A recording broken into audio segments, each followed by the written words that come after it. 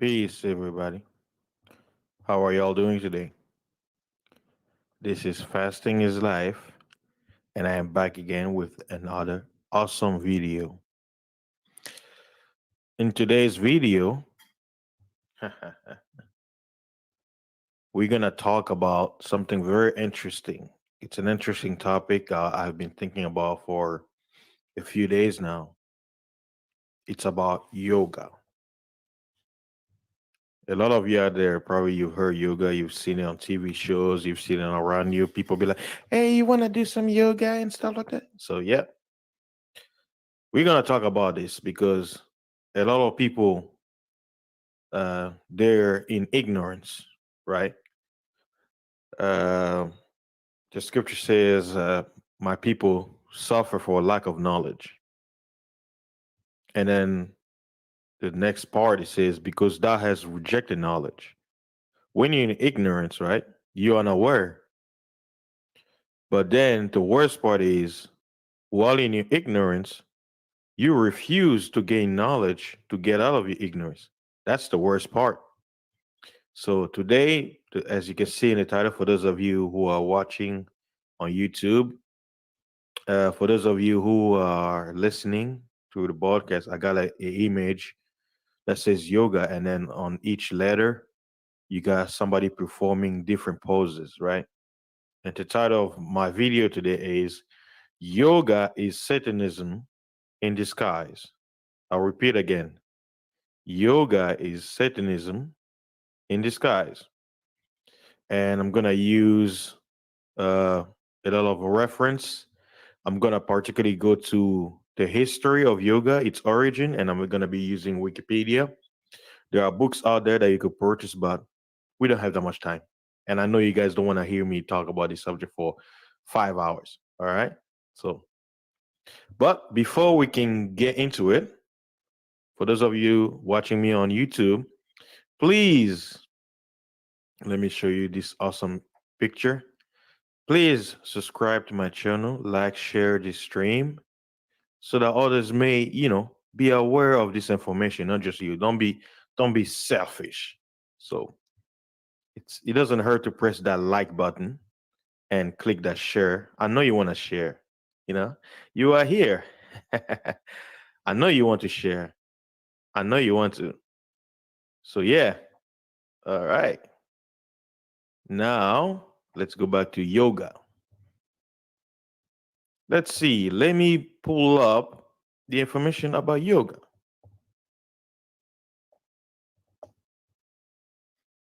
All right.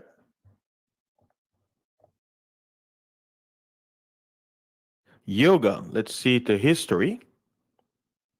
It says yoga is a group of physical, mental, and spiritual practices or disciplines which originated in ancient India.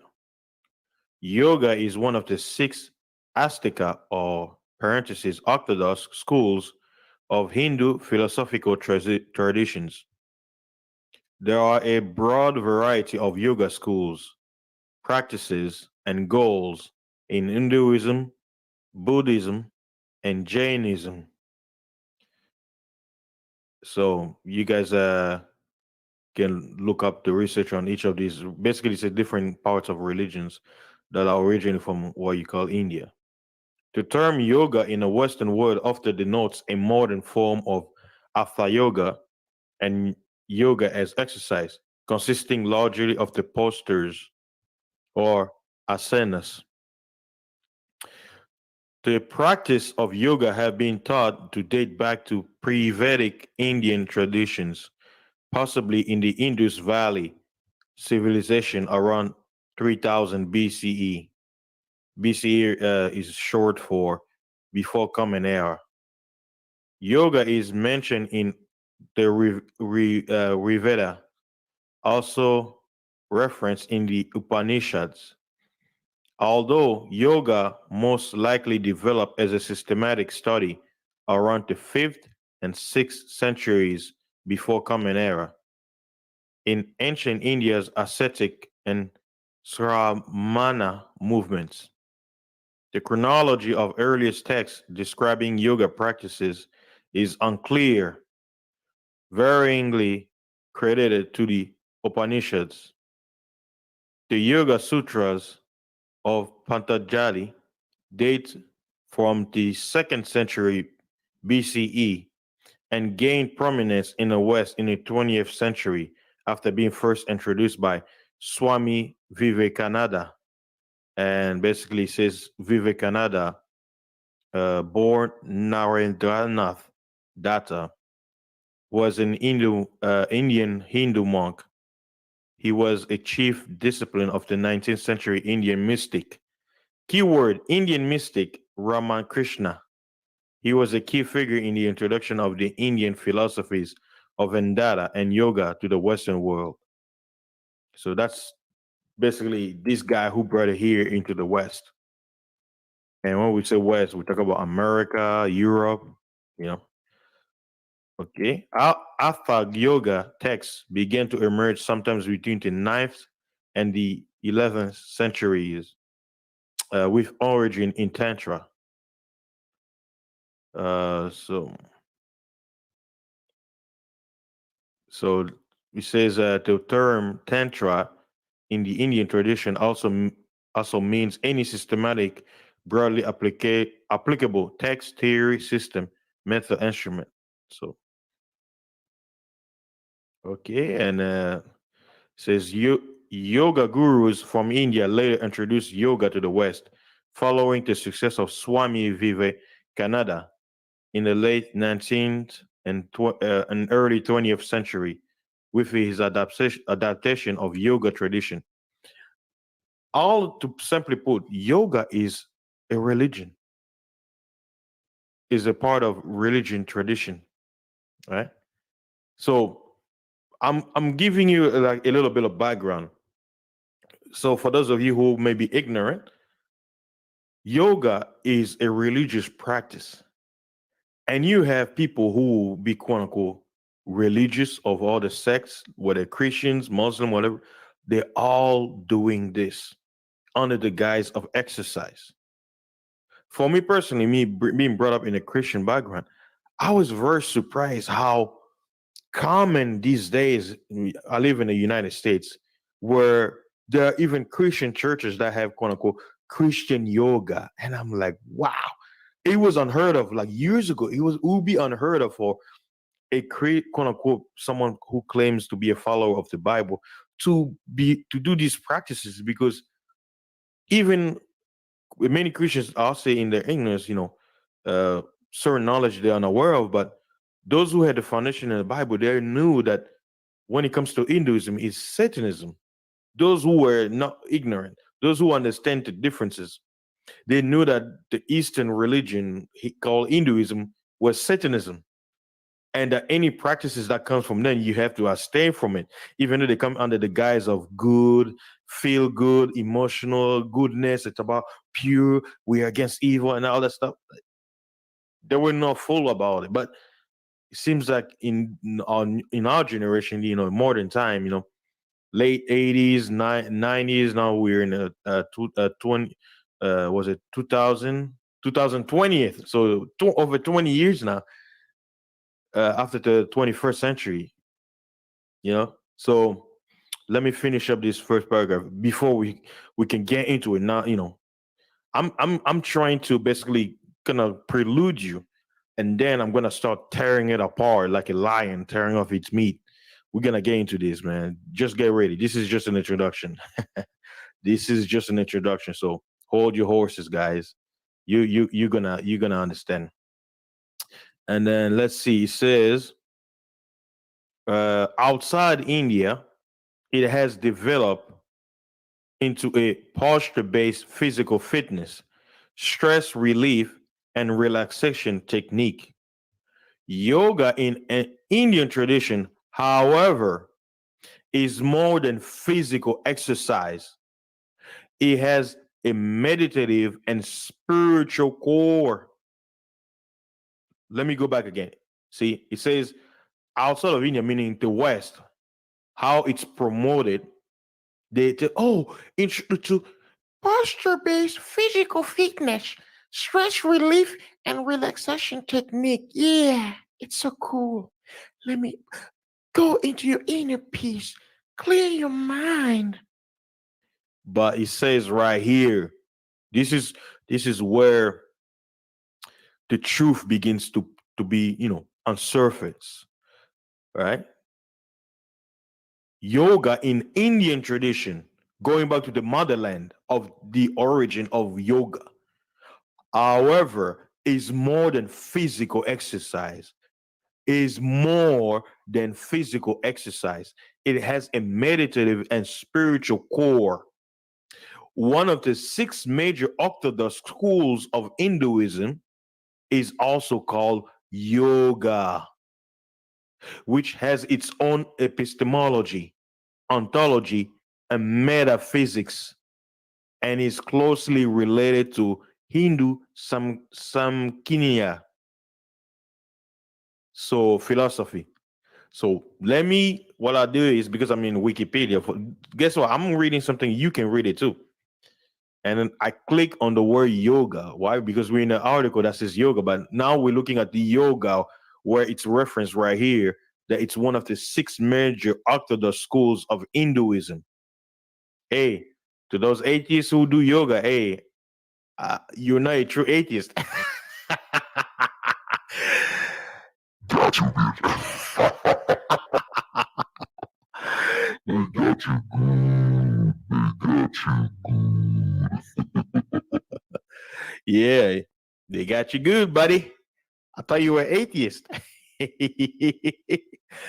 Yeah, that's the irony. Atheists who practice. Never mind. All right, let's see. Okay. Yoga philosophy. Let us read. Yoga philosophy is one of the six major orthodox schools of Hinduism. Ancient, medieval, and modern literature often refers to the yoga school of Hinduism simply as yoga. It's closely related to the Samkhya school of Hinduism. So, and then when I go to Samkhya, it says is one of the six Astika schools of Hindu philosophy. It is most related to the yoga school of Hinduism and was influential on other schools of India philosophy. It forms the theoretical foundation of yoga. Samkhya is a numeralist. Was it enumeration? Was it an enumerationist philosophy? Who's so enumeration? It's talk about number. Okay, so it's a complete ordered listing of the. So it sounds to me like it's more like a form of numerology or something, whose epistemology accepts the 3 6 of pramanas, or parentheses proofs, as the only reliable means of gaining knowledge. Uh, let's see. It says these include, pratiska. So they're using Hindu languages. So say these include perception and inference. What was it? Sabda, or word testimony, sometimes described as one of the rationalist schools of Indian philosophy. That kind of, wait, these kind of sounds like science. Let me go on. This ancient school's reliance on reason was exclusive but strong. It is traditionally viewed as a theistic philosophy, uh, theistic, as it accepts the authority of Vedas. Samkhya is strongly dualistic and has historically been theistic or non-theistic, with some late atheistic authors, such as the author of the Samkhya Sutras. Hey, maybe that's why atheists do yoga, because hey, see how things kind of correlate to each other. I didn't even read this. uh, yeah, I don't want to get into this. So basically, you have to read the whole article. So I'm just showing you the link, like a linking chain of all these things, right? So let me go back to the yoga. Let's see. Wow. Okay. Eesh. Okay. Let's see. These, which I just read over there, these include perception, inference, word testimony. The metaphysic of yoga is built on the same dualistic foundation as the Samkhya school. The universe is conceptualized as composed of two realities in the Samkhya yoga schools: Purusa, consciousness, and Prakriti, matter. Jiva, was it? I don't know if they say Jiva. Jiva is a Jiva. Jiva, a living being, is considered as a state in which Purusa is bonded to Prakriti in some form, in various permutations and combinations of various elements, senses, feelings, activity, and mind. During the state of imbalance or ignorance, one or more constituents overwhelm the others, creating a form of bondage. The end of this bondage is called liberation or moksha by both the yoga and some Samkhya school of Hinduism. The ethical theory of the yoga school is based on yamas and niyama, as well as element of the guna theory of Samkhya. The Yoga school of Hinduism differs from the closely related non-theistic atheistic Samkhya school by incorporating the concept of a personal yet essential inactive deity or personal god, Ishvara. While the Samkhya school suggests that jhana, knowledge, is a sufficient means to moksha, the Yoga school suggests that systematic techniques and practice or personal experimentation combined with Samkhya's approach to knowledge is the path to moksha. Yoga shares several central ideas with the Advaita Vedanta school of Hinduism, with the difference that yoga school is a form of experimental mysticism, while Advaita Vedanta is a form of monistic personalism. So it's a monism is basically oneness or singleness to a concept existence. Advaita Vedanta and other schools of India accepts, adopt, and build upon many of the teachings and techniques of yoga. So that's the yoga philosophy, right? But let's go back to yoga. Now, let's dig deep. I know this is going to be like a long introduction because after that, I'm going to show you certain images uh, related to yoga so you can have an idea. And for those of you out there who's going to be listening to me in a podcast, I will recommend you guys to actually go to the YouTube, the actual YouTube video, so you guys can see the images. Because I probably, if I have to describe all of them, this stream is going to be too long. So I would really appreciate it if you look in the description box of this stream. You're going to see a link to my channel. And then once you click on it, you're going to go to YouTube and then you see the actual video. So you can look at whatever I'm talking about so you can have a clear picture of the different poses that I'll be showing. So let us get to the etymology part. The Sanskrit noun yoga is derived from the Sanskrit root to yuj or yugi. You, yeah, Indian. So yug or yug. Okay, like Yu-Gi-Oh. See, even they slick. They're slick. Yu-Gi-Oh. All right. It says the word yug means, check this out. Check this out. To attach, join, harness, yoke. The word yoga is cognate with English yoke. In the context of Yoga Sutras, the word yoga means union.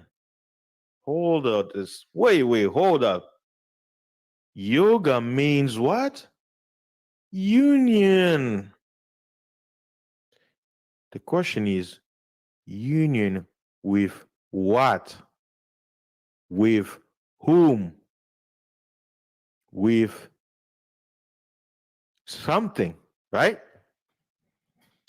The spiritual sense of the word yoga first arises in Epic Sanskrit in the second half of the first millennium BCE and is associated with the philosophical system presented in the Yoga Sutra of Patanjali, with the chief aim of uniting the human spirit with the divine spirit.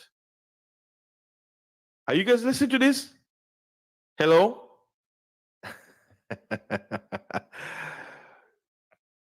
The chief aim of yoga is uniting the human spirit, your spirit, with the divine spirit. But the question is, what is this divine spirit? Hey? Huh? Now, check this out, right? It says it divine, right? But when I click the word divine, it tells you, watch this. It says Ishvara is a concept in Hinduism with a wide range of meanings that depend on the era and the school of Hinduism. It says Ishvara can mean supreme soul, ruler, lord, king, queen, or husband. There you go. Let's go on. The term kriyāyoga has a technical meaning in the Yoga Sutras, designating the practical aspects of the philosophy, i.e., the union with the supreme due to performance of duties in everyday life. Union with the supreme. Who? The question is, okay, the supreme, we understand what it means. Who is he? Who is her? Who is what? Who is they? The supreme. What? What supreme? Who? It's vague. We need to point that out. All of you out there who are doing yoga, do you understand what you're practicing? Do you understand what you delving into? Because you have to know exactly what you're doing. You can't be doing things out of ignorance. Ignorance is not an excuse of knowledge, right? Just because you're ignorant doesn't mean you're not going to be affected in your ignorance based off that lack of knowledge. Let me continue. According to Panini, the term yoga can be derived from either two roots: yudir yoga, which means to yoke, or yug samado, to concentrate. In the context of the Yoga Sutras of Patanjali, the root yugi samado, to concentrate, is considered by traditional commentators as the correct etymology. Yeah, deception. There you go. In accordance with Panini, Vyasa, who wrote the first commentary on the Yoga Sutras, states that yoga means samadhi, concentration. According to Dasgupta, the term yoga can be derived from either two roots: yugi yoga, to yoke, or yuri samadhu, to concentrate. Someone who practices yoga or follows the yoga philosophy with a higher level of commitment is called a yogi or yogini. So he says yogi can be applied to a man or woman, or yogini, which refers to a woman. And then he says yogini is a Sanskrit term for a female master practitioner of yoga. It says, yeah, I don't want to do into details. So, like I say, you can get all the term because, just like in politics, you got, the extreme and the radical and all that stuff. So as you see me read, you go, oh, yogi just means to concentrate. Concentrate to who? Concentrate on what? There's the word concentrate in itself doesn't mean anything. Like it's neither good or bad. It's neutral. It's a verb. It's an action. You concentrate. Concentrate. Right? But when you are in that, when you're taking that action, every action leads to a reaction, right? There has to be a purpose. And I just told you earlier, the actual purpose of yoga. It says yoga means to yoke, and the word yoke is English, right? It means to union, to cling, right? My. So again, people, you have to you have to understand what you have to what you're practicing. And watch this. Looking at the origin of the word, it says a yoke is a wooden beam normally used between a pair of oxen and other animals to enable them to pull together on a load when working in pairs. And then yoke is also Old English, means to bond, to connect. That's why he told you, it says the word yoga means union. And it says uniting with the supreme, uh, uniting with the human spirit, with the divine spirit, right? Now, I guess I've had enough of going to yoga. Now, let us get into the images, and I'm gonna give you the story. Hinduism is one of the oldest religions on earth, and it goes all the way back to what we call ancient Babylon. But it's more than just a religion. This all goes back, according to the Bible, the scriptures.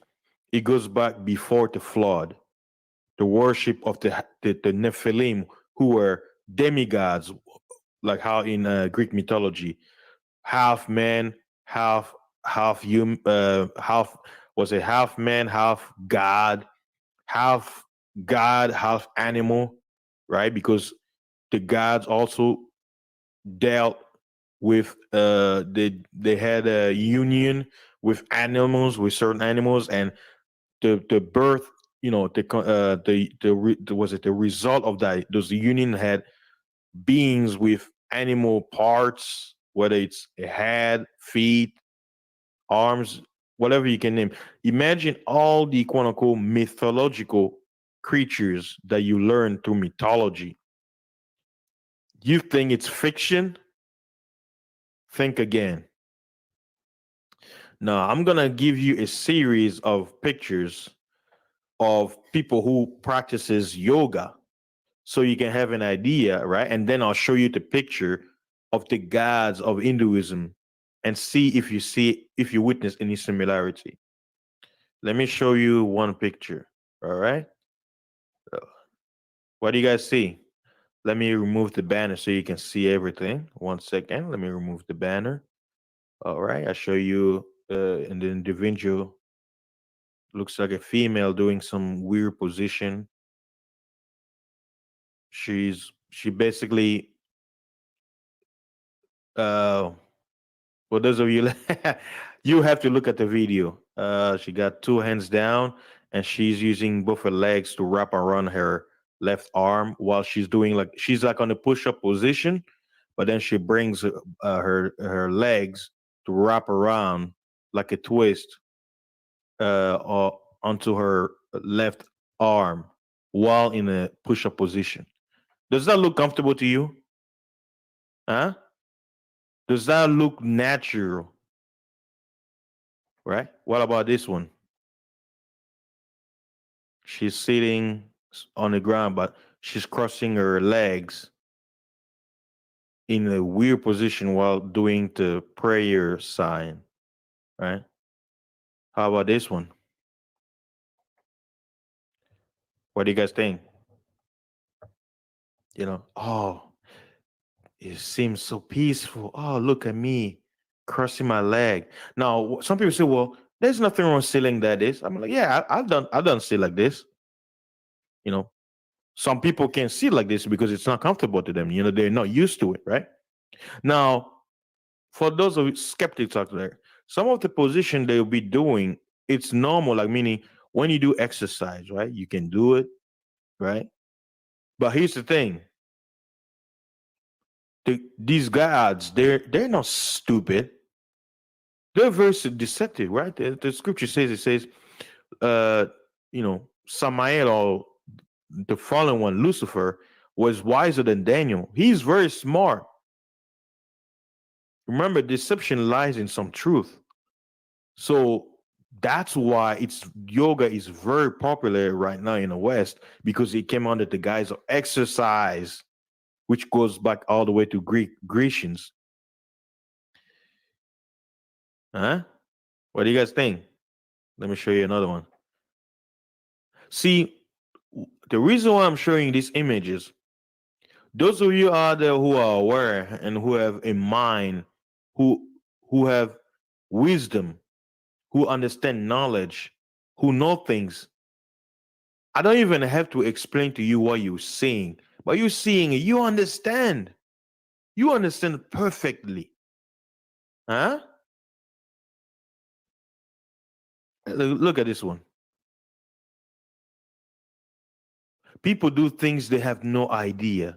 That's what I say. I'm gonna show you. I'm gonna finish showing you all these different people from all backgrounds of life doing yoga position, all that stuff, right? Then I'm gonna show you the gods, right? And here's a picture that's showing you the different position. Some people are like, well, it's part of stretching. It's I've tried it too, right? Hey, it doesn't hurt, right? And here's another one. I know it. You guys are like, what the hell is this? And then here's another one. And then he's doing the side squat, right? You guys know, like, if you're doing side squat, like kind of like in Goku when he's doing stretching before he fights. But look how he's doing it, and look what he's wearing and all that. See, that's what I tell you. Deception, under the guise of exercise, subliminally, you being injected with a poison. And that poison is what? Some people may say it's religion, but it's more than religion. It's the worship of the gods in you. It's an invitation, it's a gateway. It says union. Yoga is the union with the divine. The question is, who are you uniting with? And people wonder why things in their life happen the way things are, and they don't understand the source. Well, if you've been uniting with a divine being, how do you know the result of that union? You don't know who you're uniting with.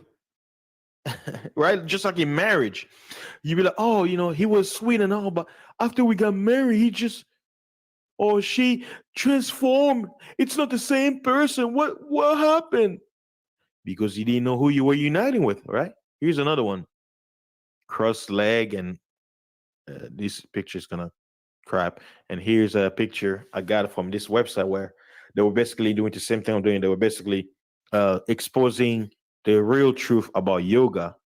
And it has a picture of this woman doing some weird pose where she's like in a push-up position, and she's bringing her lower part of the body and her legs sideways to the left side, stretching her left leg out, and then bringing her right legs to bring the feet of the right leg to sit on the right side of her arm as she's sitting on the push-up.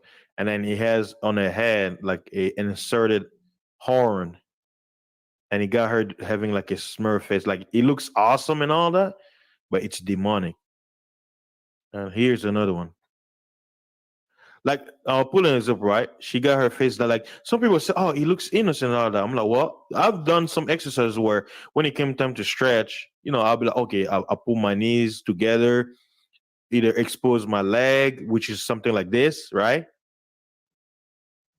Like, I'm just doing a stretch. It's like the position coincides with things that we may do regularly, right? But here's the thing.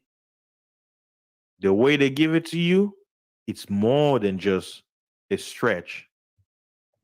That's why I say be careful what you do because you may not know. And here's another popular one. Watch this. Okay. You see this one. It's a HD picture. I don't know why it's not showing it clearly. Oh man, it was a nice picture. But let me go back to okay. Yeah, it's a high quality picture, so it was kind of pixelated, but now it looks clear.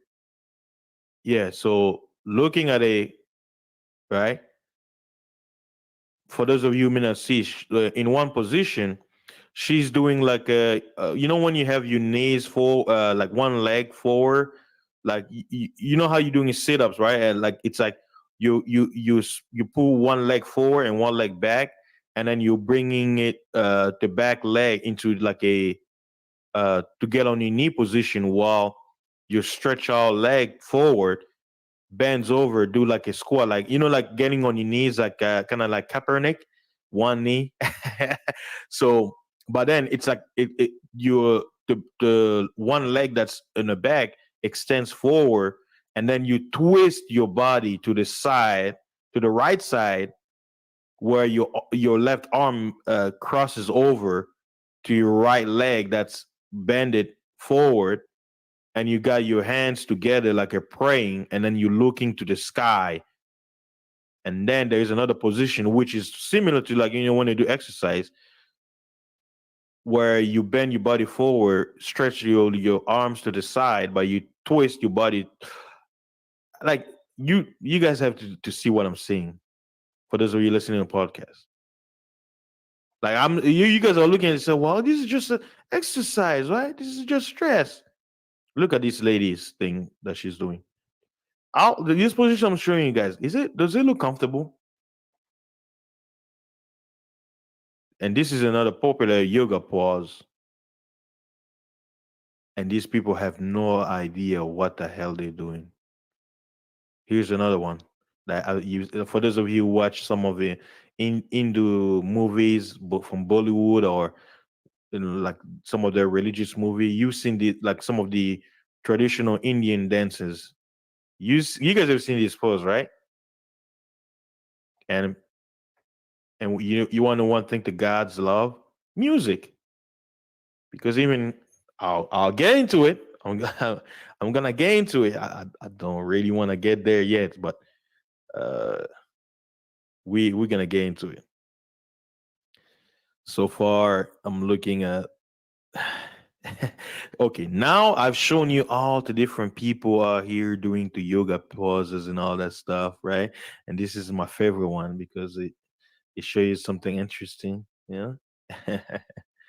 I know some men are like, oh yeah, yoga pants, yeah, yes, yes, yes, but they don't see this, right? Now I'm about to show you the images of the gods that are worshiping in Hinduism, and see if we can see anything similar, right? Let's get into it. You guys see this? I'm showing a god with all four arms sitting on a flower, crossing a leg where her left feet is standing on her toes, facing to the side, and then her right leg is crossing over under the thigh of the where her feet touches the below the thigh of the left leg, and you know, you got the hands holding different objects. So, and in the background, you got like a moonlight that's doing like a swirl. You know, what do you guys think? Huh? And here's another god. You guys see that, right? See how he's sitting? This guy looks like he has three heads and how many arms? Four arms. And he's holding some odd objects, and one head is facing us, and the other two heads are facing his sides. And then on one of his hands, he's holding something that looks like a remote control. One hand is holding beads. One hand is holding some flour, and another is holding, which looks like a bowl, like a clay bowl. So there's a lot of symbolism in these images that I'm showing you. All right, let me go to the next one.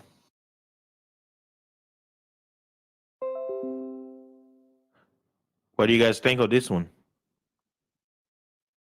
You got this god sitting down with four arms, holding different objects, and it has this god has a bunch of snakes, one around her necklace, one above her hair, which seems and it's showing like some sort of water source coming down, which looks like water. So it looks like it's sitting around waters. There's a lot of symbolism. And here's another picture that's showing you the different gods. It has I don't want to say their names because people don't understand words have power. But as you can see, it got different of the main deities. It got was 1, 2, 3, 4, 5, 9 main deities that he have here mentioned. As you can see, you guys see it? Can you see the names? Some of you who are into Eastern religion, you probably know who are these entities, right? And here's another picture. It's a statue showing the gods with different position. Some gods got the head of an elephant, a bull. Some gods have blue skin, orange skin, pink skin. So, and then the next one, which is with this the same guy he's in this picture, right? Right? And let me show you again. Got 3 heads, 4 arms, and look at the symbol he's doing with his hands. You guys see this? You guys see this?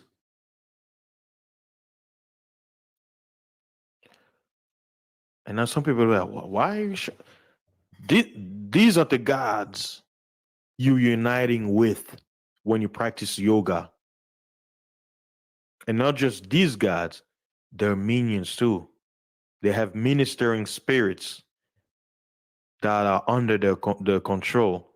That when you do these poses, you're inviting them, you're uniting with them. Don't be fooled. Just because your yogi teacher is telling you something else doesn't mean it's not what is. Don't be ignorant. So this video is more for the because those people who are aware of this, they do it knowingly. This message is not for them because they know what they're dealing with, right?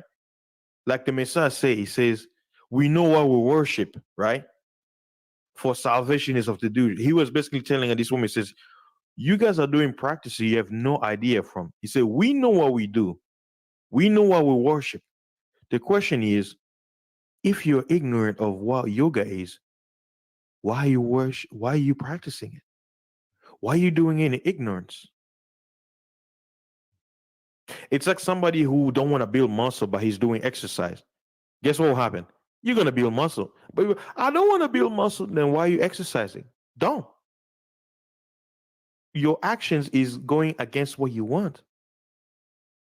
You claim to be quote unquote atheist, that you say, I don't practice religious stuff and all that stuff, right? I don't believe in God. But yet you're practicing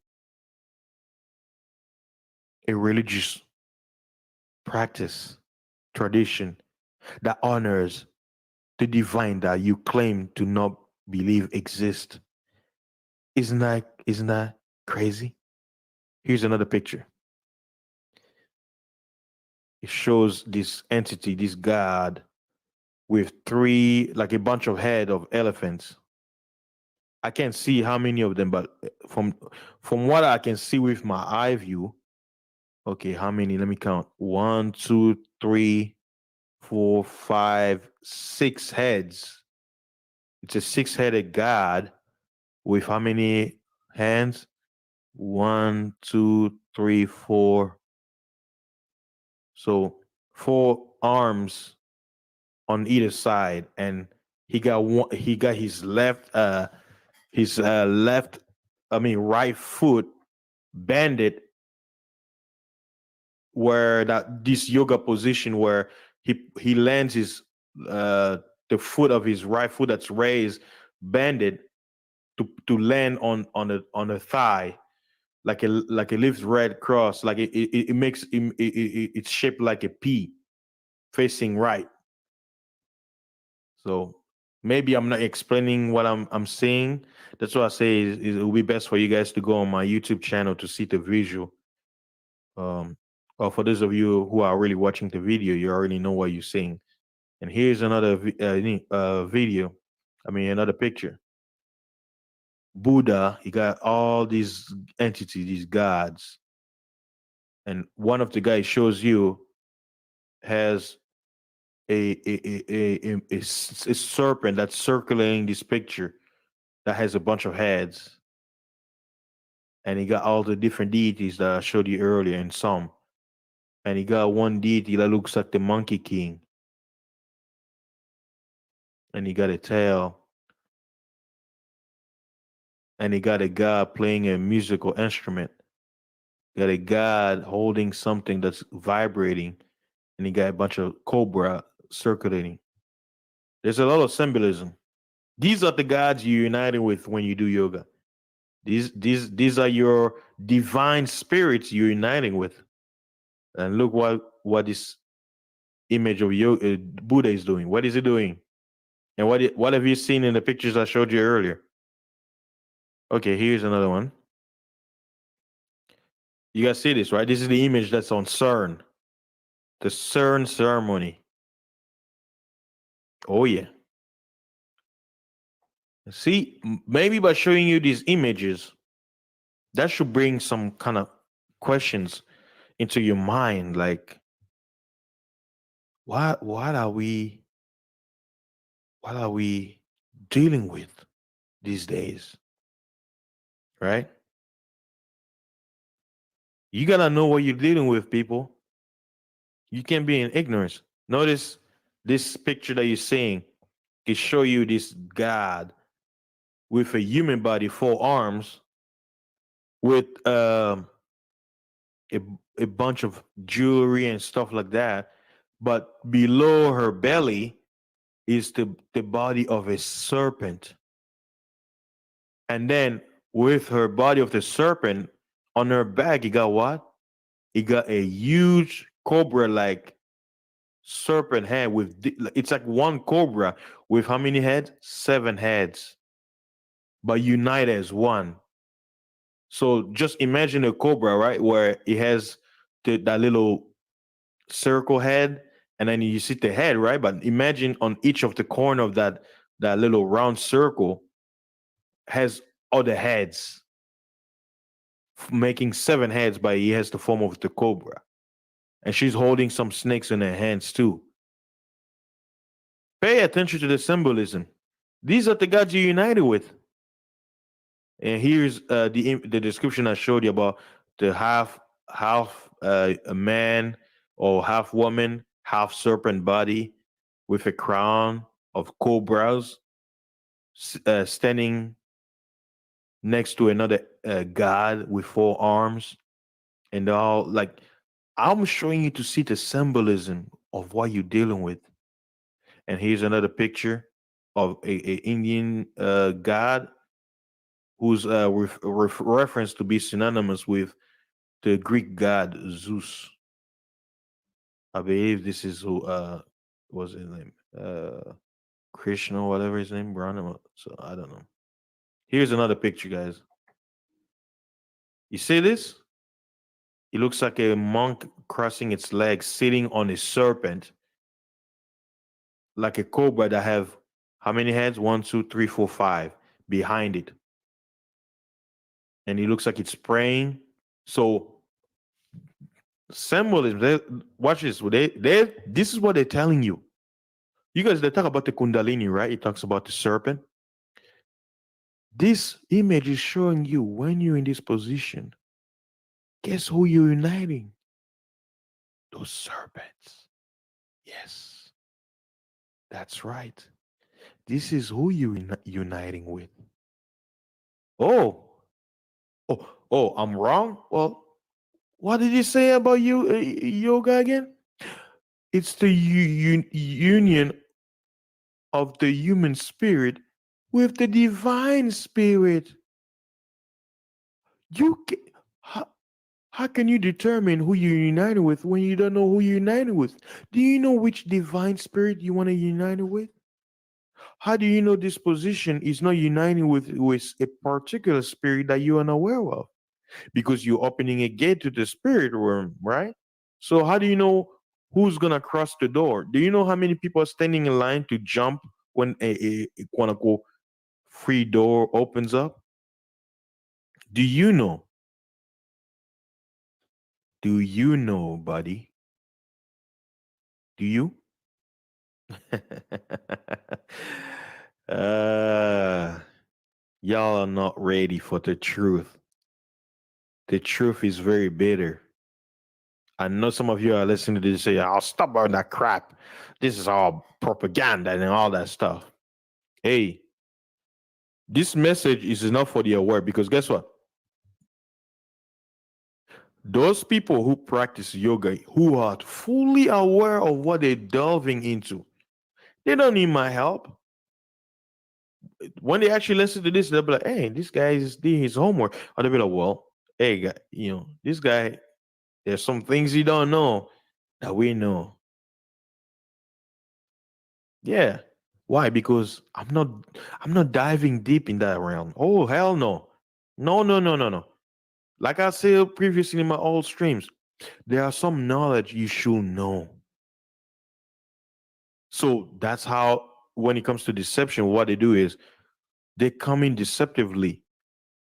They don't want to give you the knowledge, but they want you to practice it and delve into it unknowingly. Not to benefit you, to benefit the gods. I don't need to know that they're calling on evil spirits for me to quote unquote dive in deep into that religion to actually find. It's kind of like, oh, well, you don't know what you talk about. You need to join in and practice so you're gonna know. I can know the whole broad. The Bible answers all it has all the answers. It tells you the worship of the gods, the old gods before the flood, the Nephilims, the beings that your society tells you are myth, are mythology. They're legends. They're not real. It's fictional. It's man-made. It's a man imagination. Right? Look at this. What do you guys think? Huh? These are the divine spirits you're uniting with. Oh yeah. Oh yeah. So if you were ignorant about yoga, huh? Before this stream, you have no excuses now because I have given you what yoga is. I've given you the information. You have no more excuses to practice yoga not knowing what you delving into. This stream is not to convince you to stop or continue otherwise, but to make you aware, to know what you're dealing with so that you're no longer ignorant. Be aware of what you're doing. And if you choose to continue so be it. You get what you get. And if you know now what yoga is and you choose not to, hey, you get what you get for not doing it. It's a win-win, lose-lose situation for whatever decision you're going to take. I'm just here to give you the information to understand what you're dealing with. Some people say, well, you say it's evil, it's demonic and stuff like that. So you basically giving your opinions away. I say, yes. Do you know what the word demon means? It means spirit. Hello. Greek. It means power. But how I gave the how I use the word, I use it from a biblical perspective. It talks about spirits that are opposite of what the Most High call good. The Creator who made everything. He warns about these beings that they come under the deception. Now watch this. Why would those spirits, right, under that religion not come forward, be like, okay, this is who I am, and this is what happens? That's the question you should ask yourself. If the yoga is about uniting with the divine, why you don't know that divine that you're uniting with? Why is it ambiguous? Why you have to quote unquote be blindfolded and guided to that divine being, unaware of who you uniting with? Why shouldn't you open your eyes and see who you're dealing with? Why does it have to be quote unquote a secret? That's why you should ask yourself. Why are you not given the full spectrum, the whole view? And then you make your choice if you want. Think about this. If you were able to see those gods that you're gonna be united with, would you unite with them? Would you unite with them?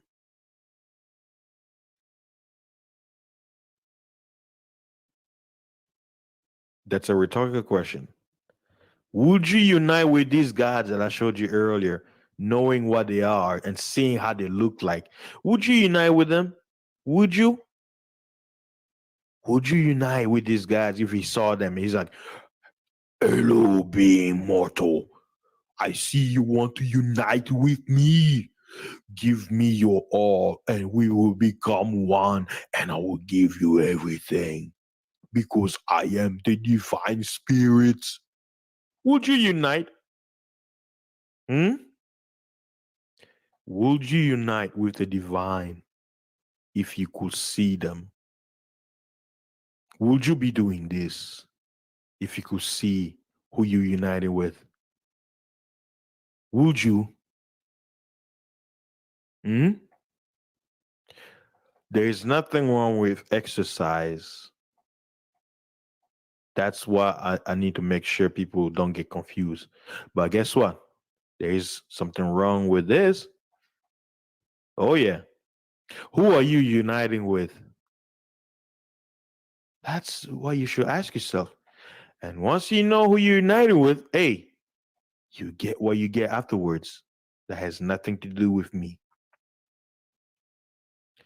Now, I've basically talked about yoga. Now it's almost wow, it's almost an hour. I'm approaching to an hour of this informational video that I made. I was debating if I will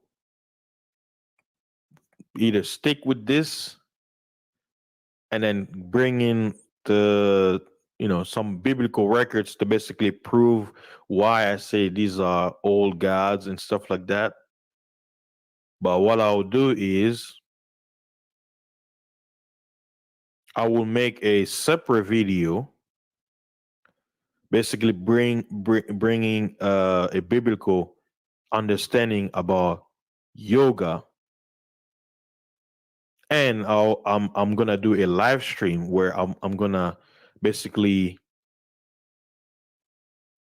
stream this video and then allow people who want to jump in who have any opinions about this stream, that yoga is Satanism in disguise.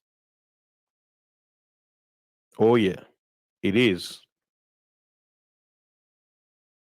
You are inviting ancient spirits into your life, into your temple, which is your body.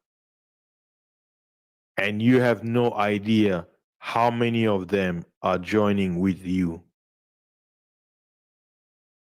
The spirit lies in your mind. That's where your spirit resides, not your heart. Like, because I know people say, "Oh, my heart." Your mind is the realm where these entities will stay. You start having thoughts, ideas that you think maybe your own, but it's not. It's a foreign entity coming into you, unaware, and you don't know where it will lead you.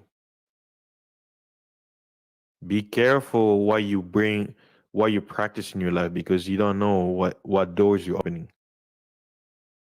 So I would like to thank all of you for stopping by to gain some information about yoga, so you won't be ignorant from now on. You have no excuse. And for those of you out there who are practicing yoga in ignorance, now you know what is the purpose of yoga. And you decide. And those of you who are aware already, you already made your decision. You know what to do. You don't need no convincing, because you know what you're practicing. So shout out to you for being aware. And I appreciate everybody who's coming in. If you missed the video, you can go and rewatch it. And before I go, ladies and gentlemen, don't forget to subscribe to my channel and check out all the videos that I've uploaded. And for those of you out there listening to me at the podcast, I appreciate your support.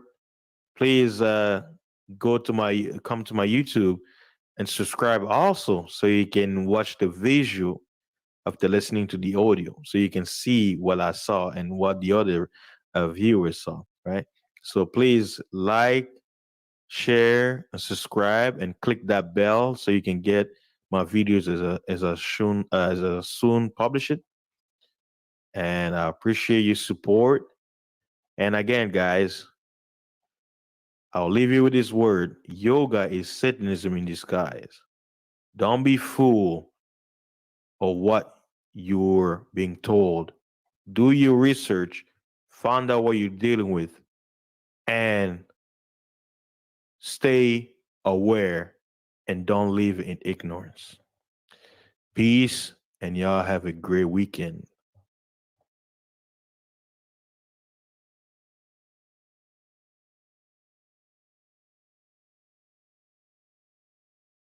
Peace, everybody.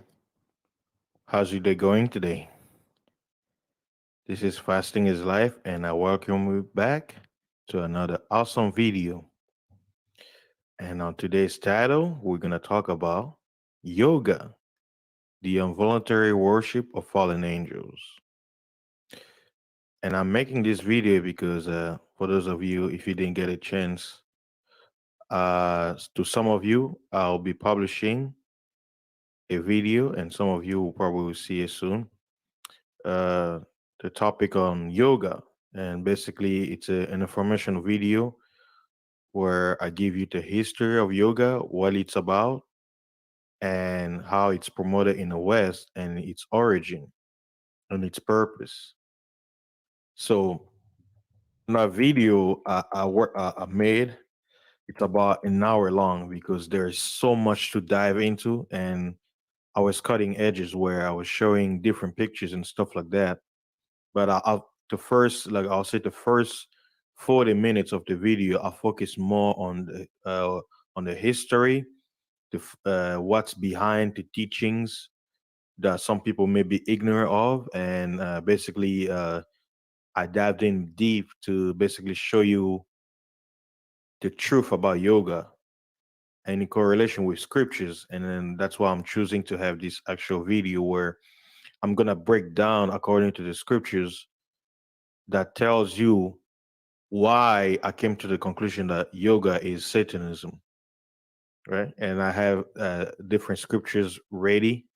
And in that video, you see I have different pictures, but since I'm making this one, let me show you some of the pictures that you can have an idea of what I cover about, showing you the different position of yoga, right?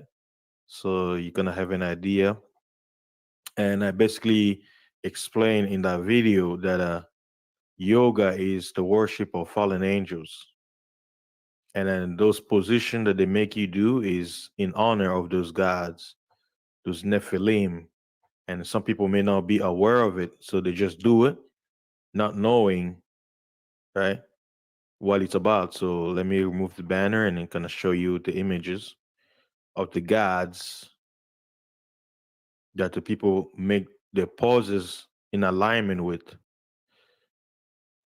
A lot of people, they love being in ignorance so that, they're without excuse. But hey, that's not how the reality of this world works. Even when you do things in ignorance, you're participating in a ritual unaware. So yeah. And I'm showing you these pictures before I can dive in the scriptures, and I'm going to be showing you scriptures that tells you what yoga is about and to worship, because people have to understand Hinduism is one of the oldest religion on earth, and it dates all the way back to ancient Babylon, right? So for those of you who don't know, ancient Babylon was basically how all civilization relates to their foundation. That was before the language were split.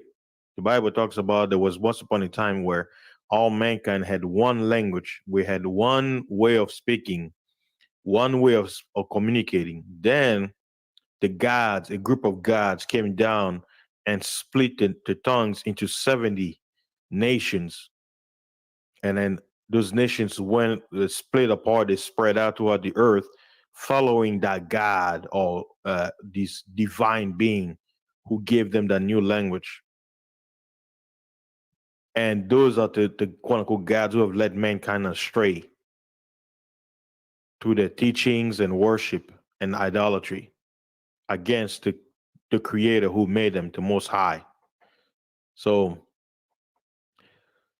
uh let's see. Let me go back to the main picture that has yoga on it. And let me bring back the banner. Yoga, the involuntary worships of angels. First, let me go to the book of John, John chapter 4. Get your Bibles. I'll prefer you getting the King James Bible.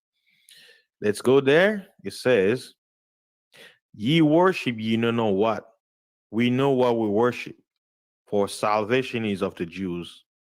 This verse was pronounced by the Israelite known as Yeshaya, according to scriptures, but the world know him by his uh, Greek or Roman name, Jesus. He said the reason why I'm reading the verse, the key word, he said he was speaking to a woman. He said, "Ye worship, ye don't know what." There are some people in this world, they're practicing a worship, they have no idea what it's about. Notice he say we, referring to the Israelites, the Jews, the Judeans. They say we know what we worship. He's like, you trying to quote unquote get into our worship, and you have no idea what it's about. You have this fantasy or this way of looking at things where it's not what it's about. It's the same thing when I talk about yoga. A lot of people, even when you look it up on Wikipedia and you do your research, it tells you that the way yoga got sold into the West was through the umbrella of exercise and pose and all that stuff, right? Because they mix it up with gymnastics. But to a person from the East, right, from India, who is into Hinduism, when he looks at these Westerners, he be like, these guys have no idea what they're doing. You have an atheist. That's the irony. An atheist doing yoga, a person who quote unquote claim not to believe in any deity. When yoga is a worship, what did they say? Yoga is what? The union between the spirit of man with the spirit of the divine. Are you an atheist? How in the hell are you gonna be how in the hell are you gonna be practicing a quote unquote theistic ritual as an atheist? Isn't that an oxymoron? Let me go to the next verse. Zephaniah chapter 1, verse 5. Let's read it. And them that worship the host of heaven upon the housetops, and them that worship and that swear by the Lord, and that swear by Malcolm. Malcolm was an ancient deity, he was an ancient god that the Israelites began to worship. Or Malcolm, his other name is Moloch. So he was known by many names. The word of his name comes from the word Malak, which is ancient for king. So the Amorites was a tribe that was known to do child sacrifice by burning the children to fire to this god Moloch or Malcolm. So it's talking about a worship of what host of heaven. Host of heaven in towards the scriptures is a term that refers to the stars. Stars are beings, are living beings, are spiritual beings. But to our physical eyes, we see them as what we call stars. That's another form they take. And you have people who worship this entity. Some of those entities are right here on earth, talking about, I'll read some verse to tell you how they came down. And people involuntarily look up in the sky and they worship these things instead of worshiping the creator of those things. They're worshiping his creation, the lesser beings. And let me go to the next verse. The book of Revelation, chapter 19, verse 10. All right, it says, and I, referring to John, because John was he was seeing a vision. And he says, and I fell at his feet. His feet here is referring to the angel that came him, angel messenger, Malak, who came to give him a message from Christ. So after seeing the events that he was seeing in his vision, John felt compelled, to worship. Notice the key word, say worship, not to honor, say worship, to worship this angel. And what did the angel say? And he say unto me, see thou doest now. He say, you better not do it. That's why he basically told me, you better not do it. I am thy fellow servant, meaning he said, I'm your fellow co-worker. We both workers, we both in the same level. Don't put me any higher than yourself. And he says, and of thy brethren that have the testimony of the Yeshua, or they say here he says Jesus. He said, and then this angel says, worship God, worship the Most High, worship the Creator of all. For the testimony of Yeshua is the spirit of prophecy. So we see here this, and this goes to show you that this is a righteous divine being, because this man called John felt compelled to worship this being who had this glory, who had this certain power of him. When he felt compelled to worship him, this being reminded John, he said, wait a minute, don't do what you're about to do. Worship God. Notice this being didn't say worship Jesus either. He said worship God. Worship the Most High. He said, I am that fellow servant. See, we live in a lot of people, we are mankind. We are quote unquote mortals, meaning we die. But there's something about us. We were created at the image of the Most High. This angel, this being from above, told John, he says, I am your fellow servant. We are working together. He didn't put himself above John or below him. He said, we're on the same level. We are working for a purpose. Don't worship me. I am just like you. We are brothers. So according to the Bible is telling you, a lot of people are compelled to look at angels as these great beings. I mean, yes, they should be respected, right? They should be honored for their position, but they should not be worshipped. That's the difference. And even the Bible is showing you that even someone who believes can be compelled to worship an entity from beyond our dimension. Why? Because they're different. There's something about them, that energy will compel this earthly body to worship. But we shouldn't do that. That's what the scripture is reminding us. And that's why when I talk about yoga, that a lot of people are being compelled to do what? To worship these beings right here. To worship these beings right here. These entities, these fallen gods that the nations worship, that you're quote unquote tricked, compelled to, right? That's the sad part. All right. Let me go back to the next verse. Yeah, I save all these verses so I can show you. Revelation chapter 12, verse 7 through 9. What does it say? Verse 7. And there was war in heaven. Michael and his angels fought against the dragon, and the dragon fought and his angels.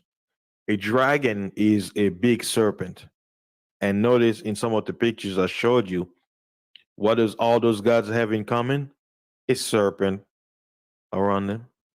Kundalini, do your research.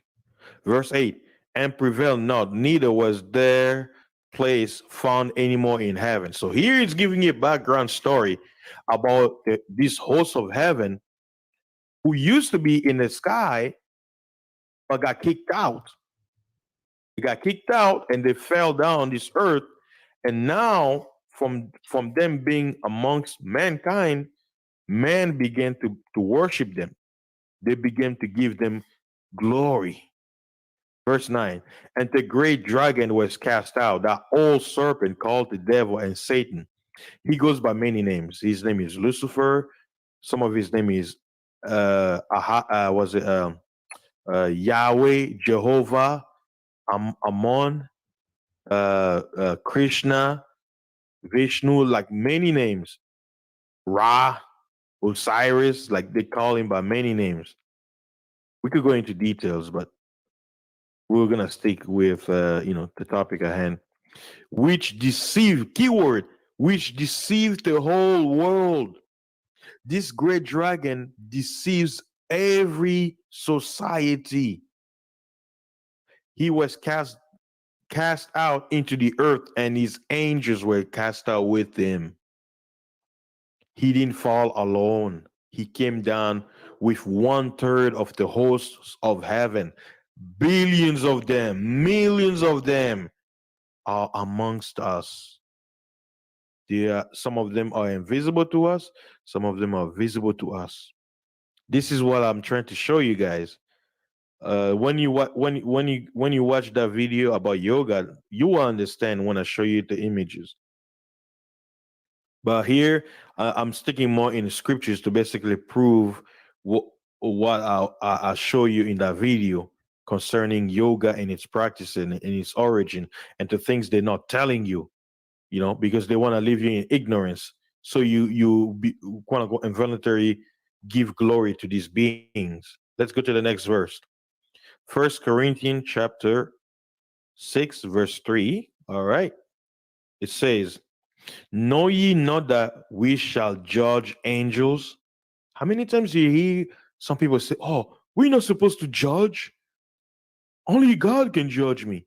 But here, Paul, he's reminding the believers, he says, don't you know we will judge angels? And watch this.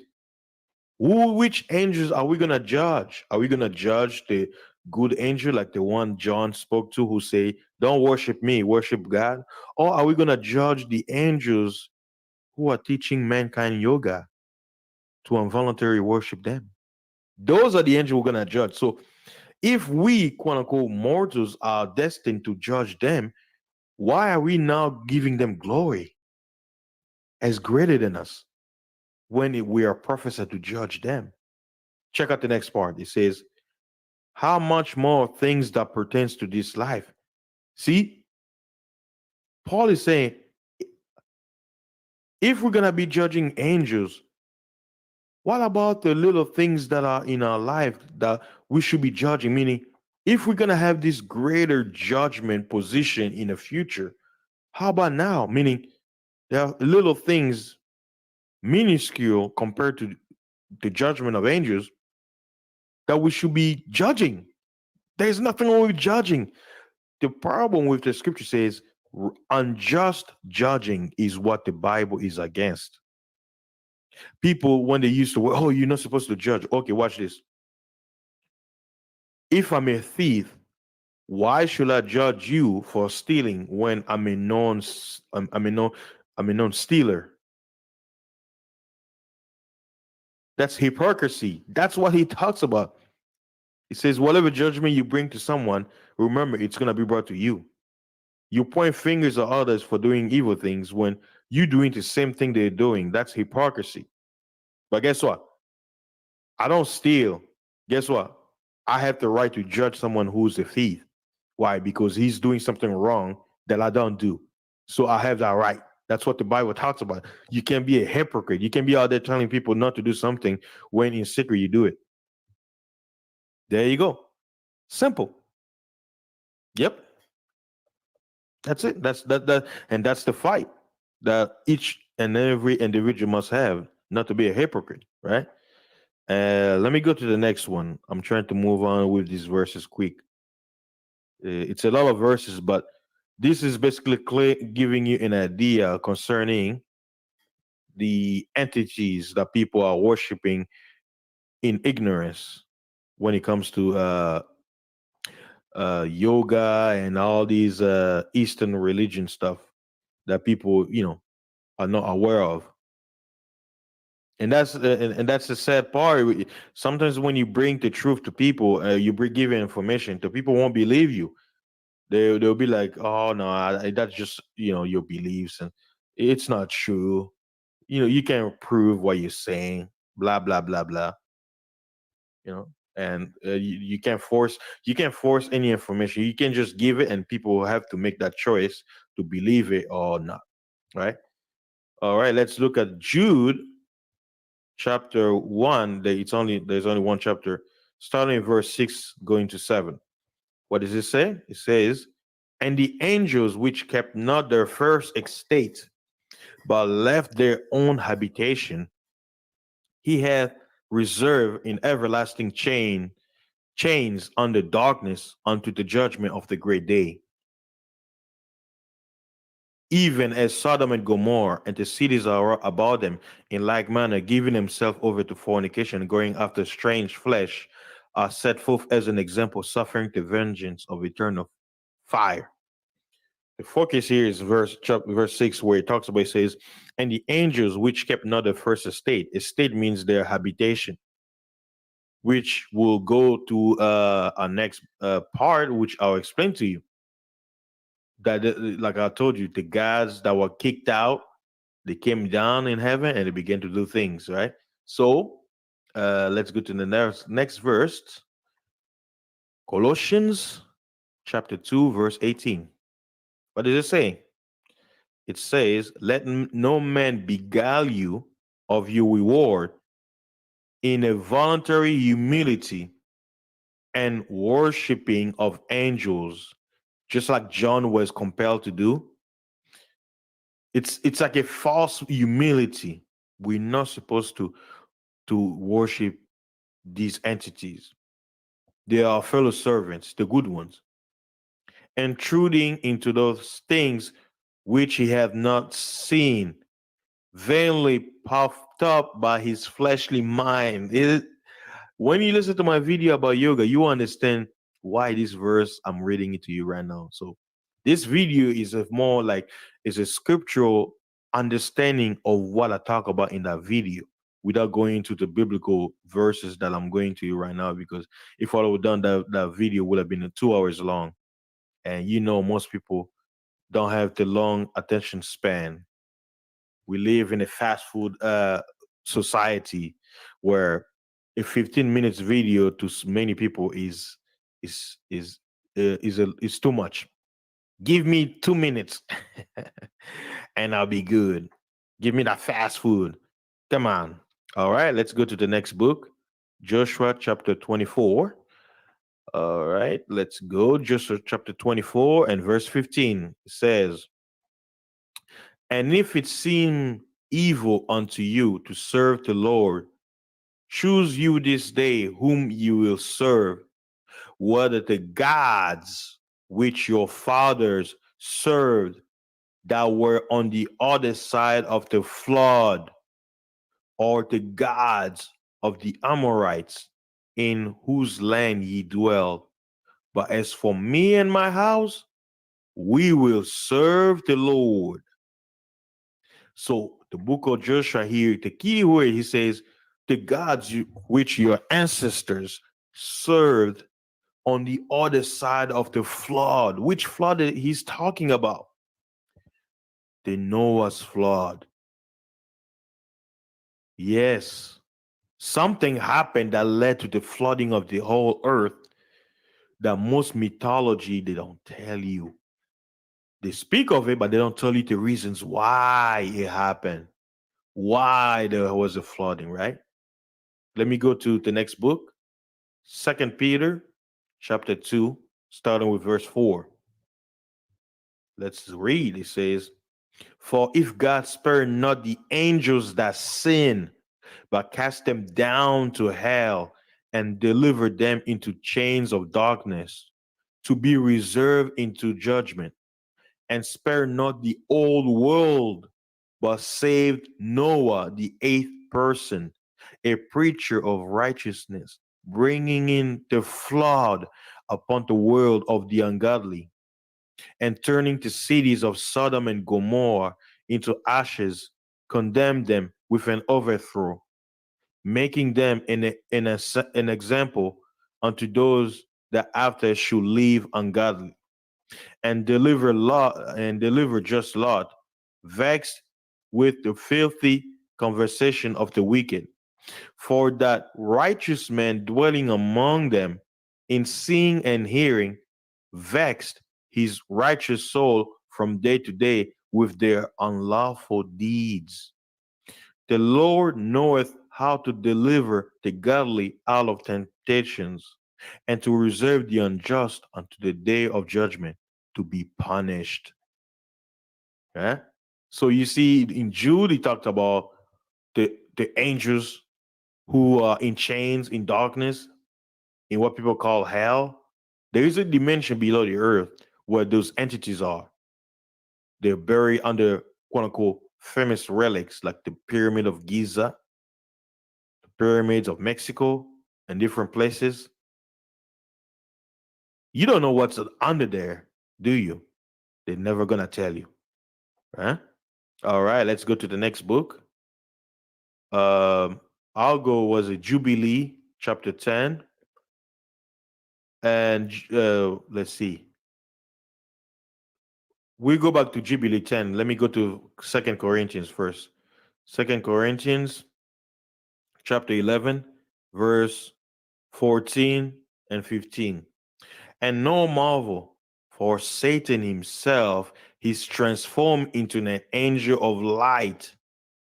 Therefore, it is no great thing if his ministers also be transformed as the ministers of righteousness, whose end shall be according to their works." That's why, if you notice, the people who practice yoga, they come in a word of what? Peace, love, light, open your mind, goodness. So the worship of these beings, right? It's so deep. That's why even me making this video, I'm already approaching 26 minutes. I wanted this video to be short, but you can't just shortly talk about this. You gotta go in deep. All the religions are worshiping these gods. They just hiding them under different names. These spirits are real. I know a lot of people they look at spirituality as some mumbo jumbo, some imaginary thing, because Western science was introduced to push atheistic belief to disregard the invisible, that the physical is affected from the invisible, which is spirituality. That's what they're trying to promote. That's the deception the Bible talks about. They can never come out in the open and say, we evil, we here to destroy you. No, that will never work, because if they did that, all mankind will wake up. No, they need you to be asleep so they can deceive you. And let's go in the book of Jubilees, chapter 10, where it tells you the origins of these spirits, the Nephilim. And just to give you a background story, the story you hear about the clash of the titans, all that stuff, it's real. What happened is when these Nephilim died, because they were not created by the creator, they are a creation between the angels and the women, they mix together. Sometimes mankind, like these quote unquote gods, became females, and then man will deal with them, and that mixture will bring out what you call demigods, because they were not part of the most highest program. When they die, their spirits cannot go where the spirits of men go in their habitation, so their spirit got stuck here, right? So after the flood, after all of them got annihilated, their spirits, because there was millions and billions of them on the earth, they began to attack the children of Noah as sicknesses, disease, mental illness, cripple, retardation, and all the crazy stuff you can imagine, cancer, flu, all diseases, all demons. So what happened is Noah went to the Most High to pray, and it's recorded. You won't find it in the book, in the Bible, because the book of Jubilees is one of the extra biblical texts. In the book of Jubilees, chapter 10, starting in verse 1, it says, and in the third week of this Jubilee, the unclean demons began to lead astray the children of the sons of Noah, and to make error and to destroy them. And the sons of Noah came to Noah their father, and they told him concerning the demons which were leading astray and blinding and slaying his son's son. And he prayed before the Lord his God and said, God of the spirits of all flesh, who has shown mercy unto me, and has saved me and my sons from the waters of the flood, and have not caused me to perish as thou did the sons of perditions. The sons of perdition not only included the Nephilim, meaning the children of the gods, but all of the children of man who began to worship them and follow their ways, which is mentioned in the book of Enoch, which I'll read shortly, because it's so deep. I can imagine me just talking for a few minutes, and that's why I'm doing this. For thy grace has been great towards me, and great has been thy mercy to my soul. And let me go down further. It says in verse 5, and thou knowest how thy watchers, the angels, that's another name he calls them here in the book of Jubilee, the fathers of these spirits, the spirits of the dead Nephilims, acted in my day. And as for these spirits which are living, imprison them and hold them fast in the place of condemnation, and let them not bring destruction on the sons of thy servant, my God. For these are malignant and created in order to destroy, and let them not rule over the spirits of the living, for thou alone can exercise dominion over them, and let them not have dominion over the sons of the righteous from henceforth and forevermore. And the Lord our God bade us to bind all, and this is referring to the angel Raphael, and the chief of the spirits, Mastema, that's another name of Lucifer, Satan, came in and said, Lord Creator, let some of them remain before me, and let them hearken to my voice, and do all that shall say unto them. For if some of them are not left to me, I shall not be able to execute my power of my will on the sons of men. For these are for corruption and leading astray before my judgment. For great is the wickedness of the sons of men. And he said, let the 10th part of them remain before him, and let 9 parts descend into the place of condemnation. And one of us he commanded that we should teach Noah all their medicines, for he knew that they would not walk in uprightness, nor strive in righteousness. And we did according to all his words. His is referring to the Creator. All the malignant evil ones we bound in a place of condemnation, and a 10th part of them we left that they might be subject before Satan on the earth. And we explained to Noah all the medicines of their diseases, together with their seductions, and how he might heal them with herbs of the earth. And Noah wrote all these things in a book as we instructed him concerning every kind of medicine. Thus the evil spirits were precluded from hurting the sons of Noah. You can read this chapter on for yourself, but I just wanted to point that out. Notice he talked about, man, it's so deep, man. Like, guys, with great powers come great responsibility. With great knowledge come great wisdom. Wisdom is the application of knowledge. What you just learn, it's talking about all diseases that we watch this. Noah prayed, right?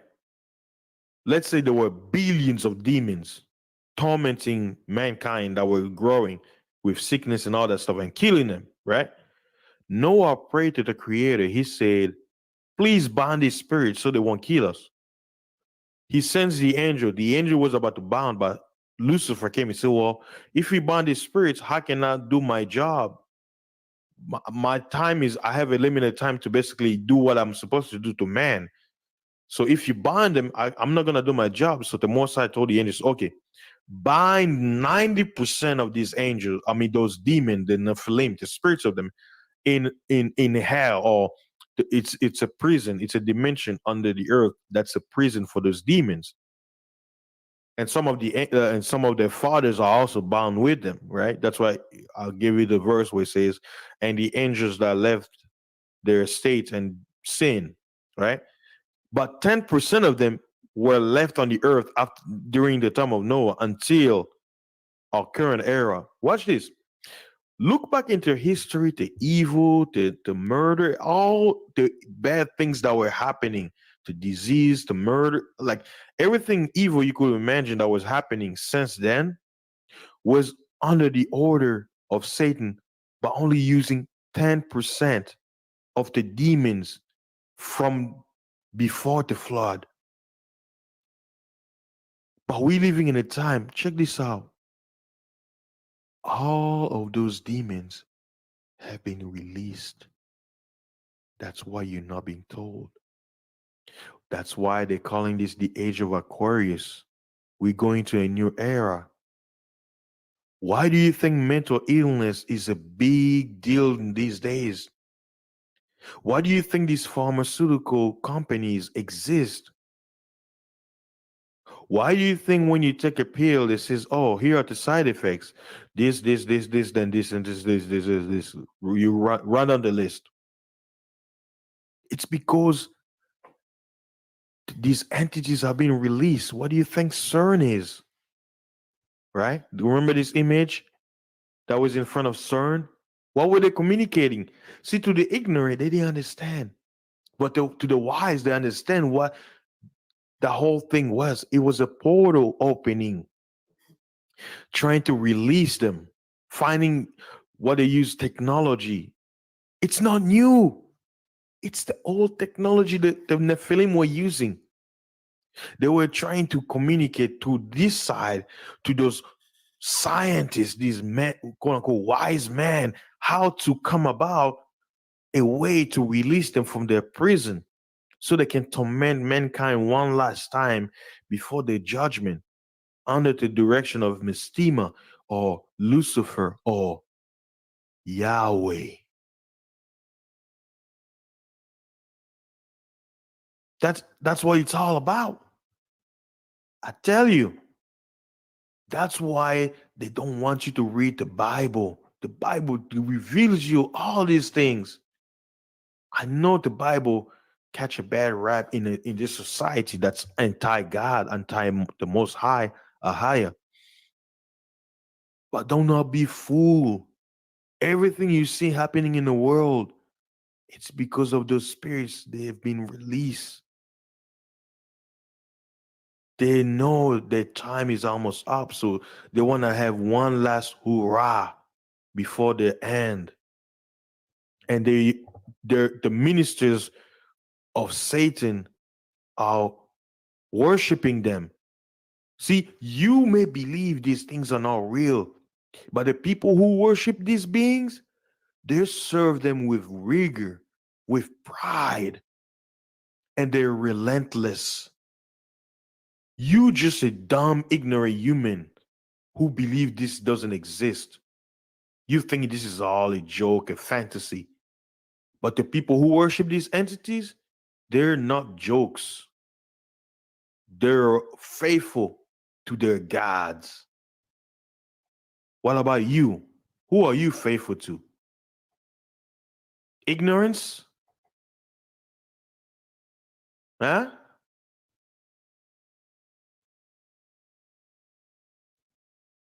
Wake up, people. Wake up. Do not be ignorant of the times we're in. Do not be ignorant. Do not worship fallen gods in ignorance, thinking you're doing good. Bringing chaos, evil, ancient spirits into your home. That's what you'll be doing. You'll be bringing ancient spirits that your fathers, your ancestors never known. And they bring it to under the guise of goodness. Like this picture right here that says yoga for anxiety and stress. That's how you've been deceived. They're tricking you. Deception is the way of the gods. That's how they get you. These gods, these beings, they existed before the flood when they were alive in the physical, before being destroyed. Most of them, they kill each other during the clash of the titans. There was a war amongst them. That's why in their anger today, those same spirits, they give up what? The spirit of war. Because of what happened to them, they want it to happen to us. They want us, the children of Adam, to kill each other, to wars. That's why I've told you guys in previous streams, war is a ritual. It's a sacrificial ritual to the gods. Which gods? The gods of old, the gods before the flood. These gods, they come by different names. These gods, they come under different names. And then you're worshiping them unknowingly because it feels good. It feels good under the guise of what? Yoga. That's how you have been deceived, people. That's how they got you good. Let me read one last book to tell you the origin of these gods, their story, and how they came to be, how they acted, and what happened to them, which you heard earlier. But I want to give you the biblical story from the book of Enoch of what happened, how they came to be, how these Nephilim, these demigods came to being, and how they gave mankind to worship two different practices. Let's go to the book of Enoch, chapter 6. And it came to pass when the children of men had multiplied, that in those days were born unto them beautiful and comely daughters.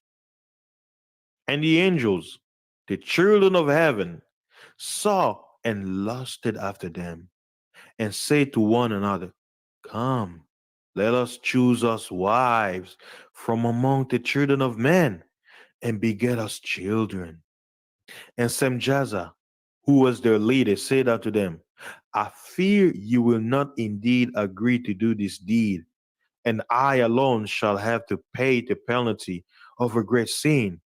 And they all answer him and say, so basically, what these words are saying, he wanted to do it, right? But he's like, well, uh, I don't want to be the only one that faced the punishment, right? And then basically, he made all of his buddies to swear on what they're about to do because they knew it was wrong, but they wanted to do it anyway. So it's kind of like, hey, we want to rob a bank, so we're gonna, hey, all of us, we all in this together, right? Nobody's gonna snitch, right? So let us make a pact where whatever we do here, we're gonna die with this. Basically, that's I'm using an analogy. So for those of you who don't understand the language here is being spoken as I read, I'm basically explaining to you. It's like people are about to commit a crime. They say, whatever we're about to do, nothing goes out, and whoever goes out, he's gonna be punished. We all are agreeing to do this dirty deed. Let's read it. It says, let us swear an oath and all bind ourselves by mutual imprecations not to abandon this plan, but to do this thing. Then swear they all together and bound themselves by mutual imprecations upon it. And they were all in all 200 who descended in the days of Jared on the summit of Mount Hermon. Mount Hermon is in Syria right now. And it's no coincidence there's a war in Syria. And they called it Mount Hermon because they had sworn and bound themselves by mutual imprecations upon it. And these are the names of the leaders. I don't want to go into the name of the leaders. Like I told you, names have power. But Semjaza is the chief one. And these names, they're called differently in mythology. That's what I say most of the gods that people are worshiping, it's these gods that fell. And then it says in verse 8, these are the chiefs of tens. There you go. They're leaders. That's why I told you earlier that one God has spirits under him, the children of the Nephilim. So let's go in chapter 7. And all the others together with them took unto them wives, and each chose for himself, and they began to go in unto them. Go in, wink, wink. The Bible got jokes. And to defile themselves with them. And they taught them charms and enchantments and the cutting of roots and made them acquainted with plants, splicing and all that stuff, right? But that will be another teaching. And they became pregnant. They referring to the wives they took, the children of men. So we're witnessing the mixing of different beings, different entities. Mankind, which is one species, mixing with another species, which are angels or quote unquote divine spirits. And they bear great giants whose heights were 3,000 ells, who consumed all the acquisitions of men. And when men could no longer sustain them, the giants turned against them and devoured mankind. And they began to sin against birds and beasts and reptiles and fish, and to devour one another's flesh and to drink the blood. And then the earth laid accusation against the lawless ones. And it says, and Azazel, one of the chief gods, taught men to make swords and knives and shields and breastplates, and made known to them the metals of the earth and the art of working them, and bracelets and ornaments, and the use of antimony, and the beautifying of the eyelids, and all kinds of costly stones. You notice all these gods that I show you, they have one thing in common: makeups, and all coloring tinctures. And these arose much godlessness, and they committed fornication, and they were led astray, and became corrupt in all their ways. Semjaza taught enchantments and root cuttings, Almaros the resolving of enchantment, Barakilel taught astrology, Kokabel the constellations, Ezekiel the knowledge of the clouds, Arachiel, the signs of the earth, Shemziel, the signs of the sun, and Suriel, the course of the moon. And as men perish, they cry, and their cry went up to heaven. Meaning continue. But if you have time, you can read the book of Enoch for yourself, which basically led to the clash of the titans, where the gods of old, their children, basically they stood, and the punishment was they're gonna watch their children murder each other, kill each other in war. They're gonna witness their quote unquote sin, and was a scientific experiment be destroyed, fail, and then after that being thrown into the dimension of darkness and be bound by chains to be locked there until the final judgment.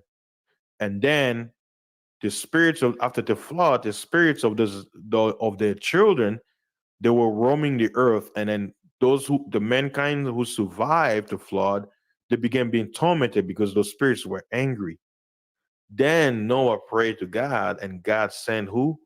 The angels, Raphael and others, to bind these angels, I mean, those demons.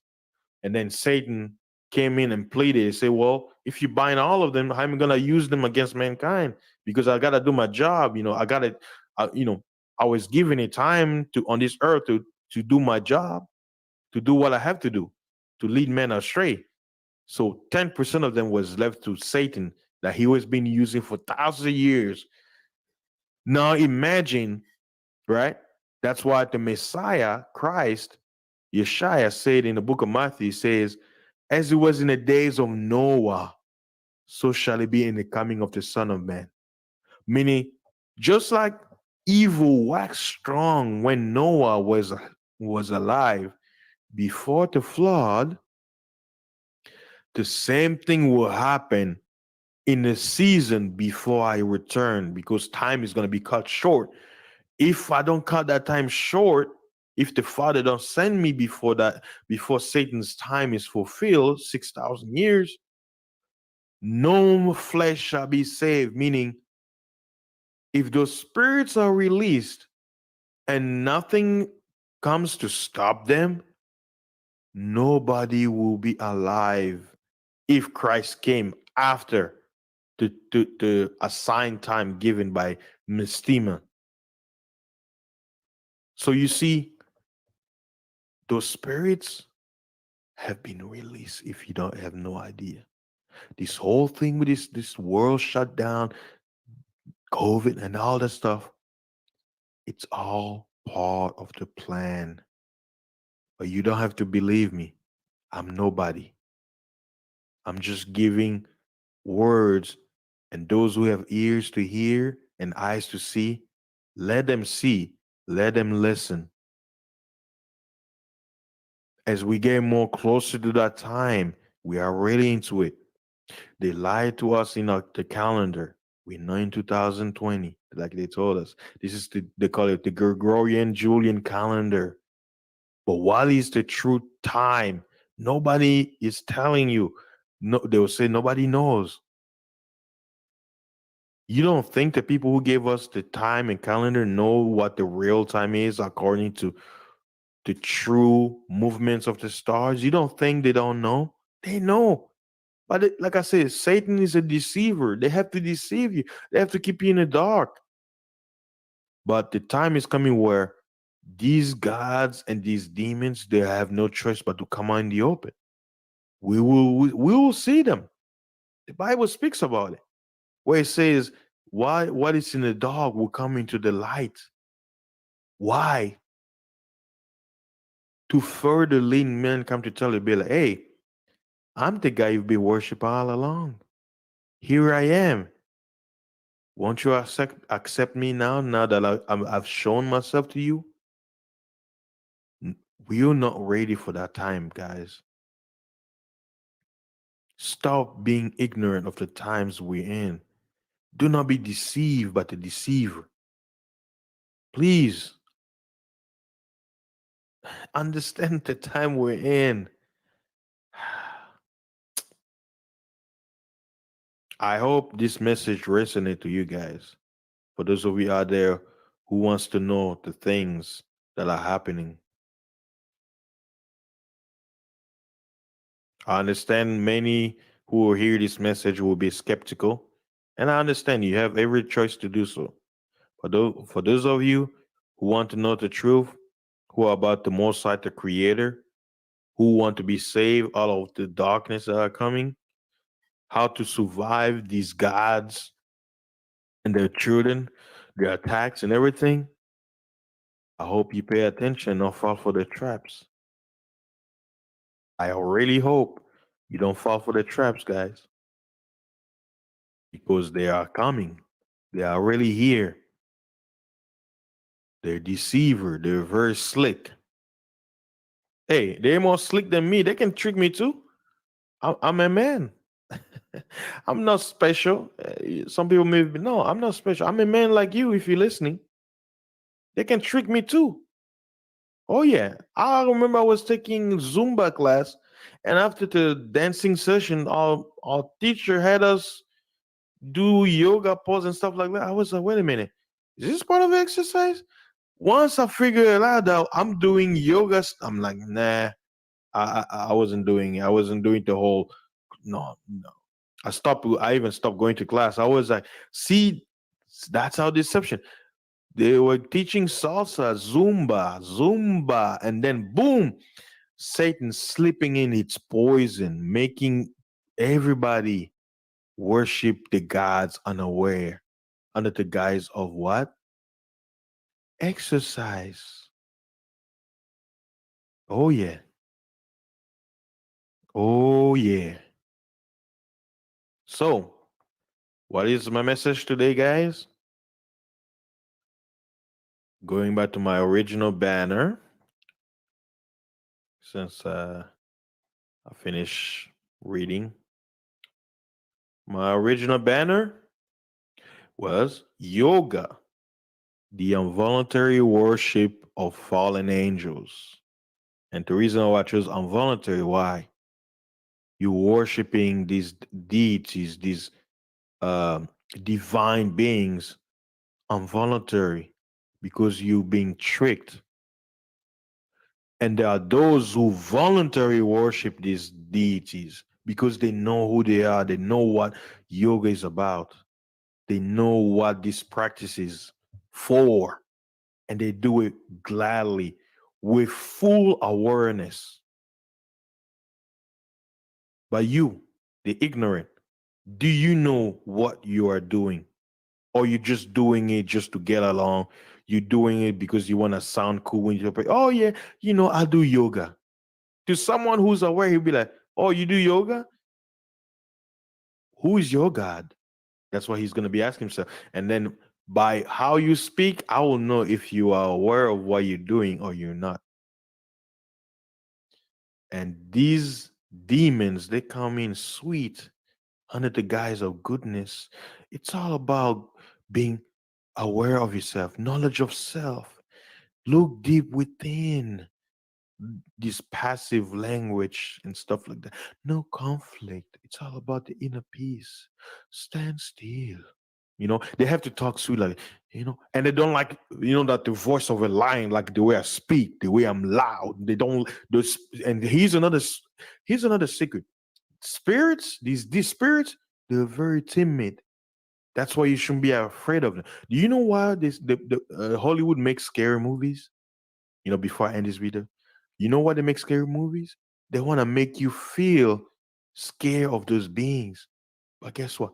You want to know who's really scared? Those demons are.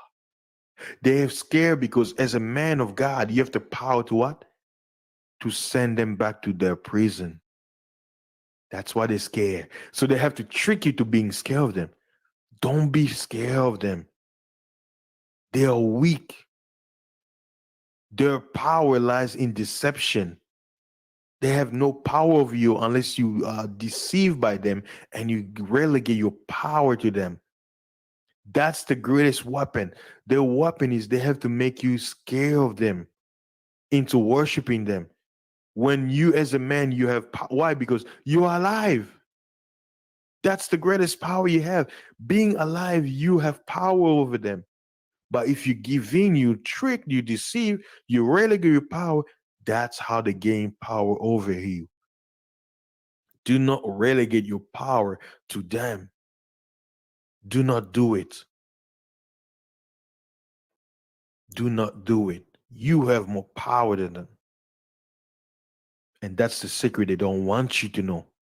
They don't want you to know because they know if you know, you can send them back to the prison in the powerful name of the anointed Savior. The Most High is no joke.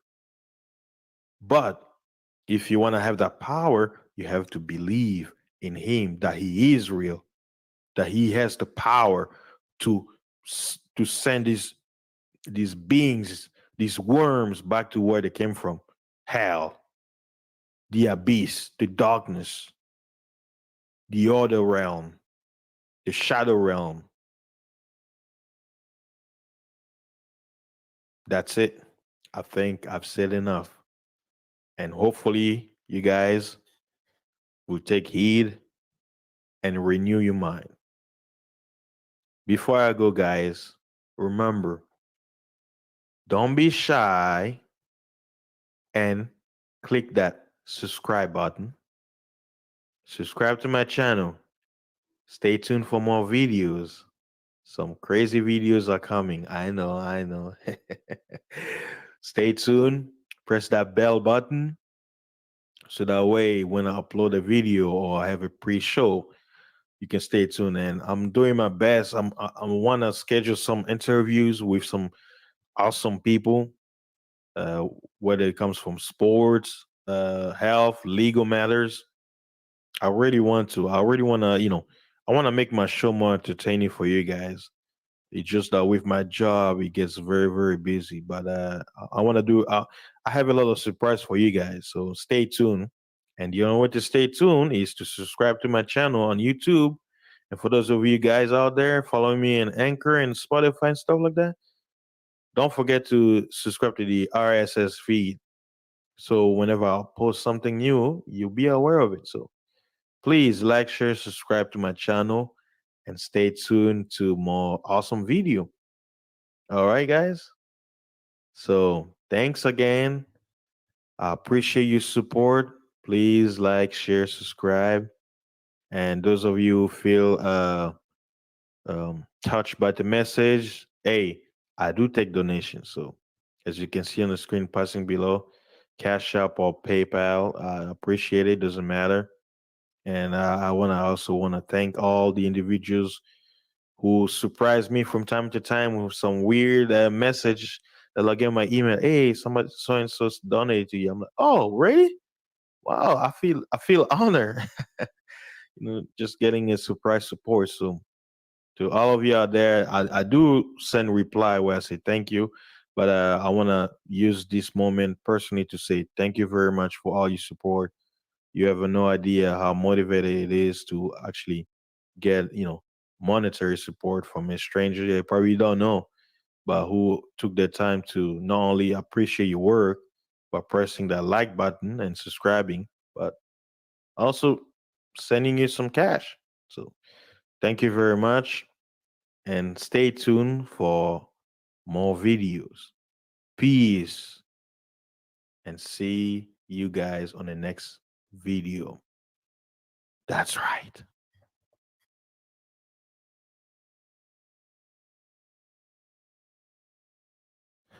Hey guys, I hope y'all enjoy the stream. Yeah, I wanted to put all of them together so you guys can enjoy. So I really appreciate you stopping by. I know it's crazy times we're living in, and don't forget I uploaded some new videos about some vaccine. You know, so check that video out. I was like I needed to catch on some news that I never had a chance to report on. I finally had some time to actually record and actually post it. But I posted the link. I see I have two people watching. I know it's the weekend. Most people are relaxing. But whoever wants to join in for a few minutes, they're welcome to do so. If not, I'm just gonna end it. Yeah, I think it was good. The stream, like when it comes to debunking or explaining things that most people are aware of, you can get lost in the conversation so deep that uh, it's like, man, you're gonna be here for a while, and most people out there, they don't have the attention span these days. So I try my best to explain certain topics, but I kind of like this, speaking of things that most people are not talking about. uh the truth is stranger than the fiction. Even this weekend I was having some conversation with some people, and it's like when it came to the subject of religion, I was trying to make them see that I'm like, hey, if everybody agrees on it, you already know it's not correct. Like the same Bible you claim to uphold tells you that what the masses are following is not the truth. It's the deception, because the truth is hated. So if you have these big religions and this big organization that have a large following, you already know the truth is not there, because the truth is going to be discriminated, it's going to be hated on. And you're going to get hated from your own family. That's what the Bible says. It says the people that have known you, when you actually can see what they're blinded to, they're going to hate you. You're going to be called weird, you're going to be called crazy, a traitor, all that stuff. And you can see, even the real world shows you things that speak the truth nobody wants to hear. People usually go to what they'll call conspiracy. Why? Because conspiracy most of the time is a lie mixed with truth. They will throw the bait of a little bit of truth to pull you in, but when you get there, they just throw all the mumble jumble. They don't even tell you, they just lead you astray, keep you like a dog chasing its tail, never biting it, you know. And hey, I'll tell you, that is the reality of those who know some things that are not accepted by the majority, and nobody's gonna pay attention to them. And and it's like at the end of the day, it's like, man, if I have somebody paying attention to me, you know what? Hey, good, not for me, but for the person, the listeners or the viewers. It's like, hey, something in their heart led you to that space, and you're not gonna have a lot of people who gonna pay attention, and that's that is was it the downside per se of speaking truth to power, because most people don't want to hear that. Think about it. If you speak about anything that's entertaining, anything that quote unquote uh, keep people from reality, something that will make them high, that's when you're gonna have everybody join you. Yeah, that's the whole thing. What is popular doesn't always mean it's good. Same thing. Things that are not popular doesn't mean it's always good. It works both ways. But the reality of things, lies and deception leads many astray in large number. Why? Because it's sweet to the ears. It tickles your ears, and because people want to be deceived, they willingly accept it. Years before, in my youth and small understanding, I always wonder why people around me, they always into things that are quote unquote counterintuitive, meaning things that are against them. But it's like they go back to it always. Like, logically speaking, I'm like, why would I want to be in an environment? Why would I allow me to be in a situation that's gonna be against me, but I'm doing it anyway? And I know, and then I have come to the conclusion that people love evil. That's Don't listen to what they're saying. Listen to what they're doing.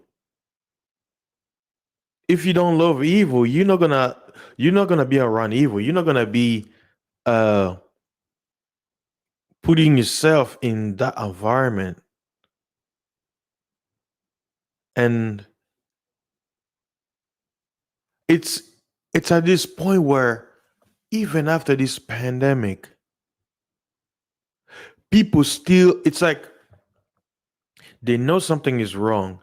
They know that something has happened to this world, that the reality has changed, but it's like they're like, what's going on? What's going on? Don't you know what time it is? You claim to be one of, speaking about people who claim to be followers of the Bible, you claim to be reading the Bible and you're asking what's going on.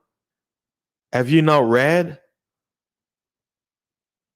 And the thing is, religious zealots, the lower level, because remember, there's elites who know the truth and the lower class who are, unaware of the truth.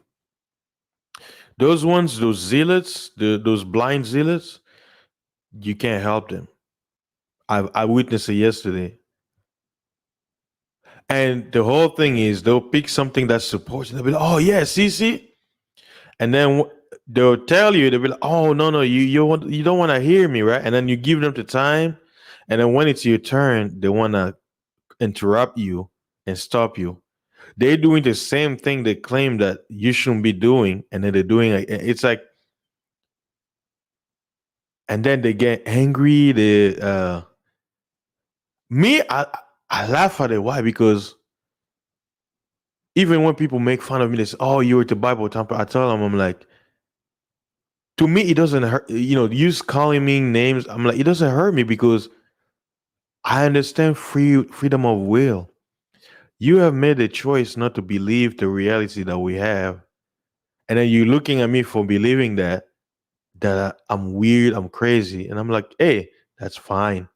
Why? Because reality is all about perspective.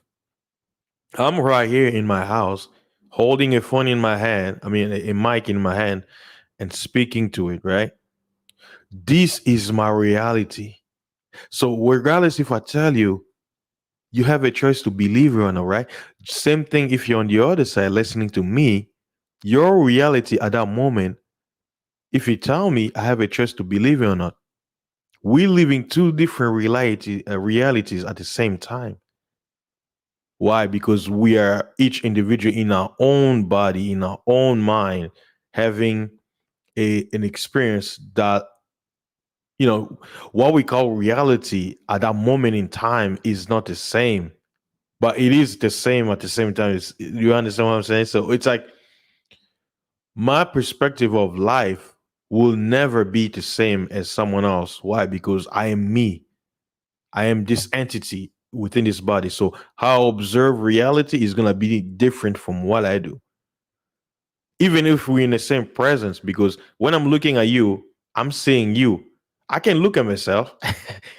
The only perspective I have is looking outward. I can look towards me because my eyes is not looking inwards, looking outward. But we're gonna come in a time where, and I'm already seeing it. The people call conspiracy theorists, they call them kooks, lunatics, crazy in the head, loose hands. You got your screws loose. All these names. They call us heretics, traitors. You're walking away from the path and all that stuff. Slowly but surely, they start to realize that they're the ones who've been deceived. They're the ones who've been lied to. The Pope came out and just endorsed homosexual marriage. And he's supposed to be the representation, according to the Catholic Church, the representation of God on earth. That's why he's called Pope, Papa, Father, right? But someone who reads the Bible, you go to the Old Testament, you open it, guess what? It seems like he's not the representative of the Father at all. Why? Toward the Old Testament, what did the Father say? He said, those who do those things are worthy of what? Death. So he don't agree with it. So slowly but surely, the things some of us out here who've been promoting the truth to power, they call us crazy. They say it's fake news and all that stuff. Slowly but surely, the people will start realizing that we were not lying and that they were literally witnessing the clash and the fall of all religions. All religions must be destroyed for the new one world religion to be established. Because the word Catholic just means universal, right? But even that too must be collapsed. People, they give you movies so you look at it and be, oh, that's fiction. Oh, and if someone tells you, say, these things they show you, it's real. Those secret, you'll be like, oh man, that's a movie. What are you crazy? What they've done a reverse psychology on people. Why they giving you video images to show you that what you see is fiction, and that if someone tells you that one day we mankind is gonna witness it with their own eyes, those what we call fiction, they will call you crazy cooks. Man, I cannot wait to days when all the things that people have said in secret, they say that the gods will come out in the open and the people will see them and they will realize that all this time they were worshiping them unaware. And they're basically going to tell them, say, hey, I'm here. I'm the God you've been worshiping. Now you see me. What are you going to do?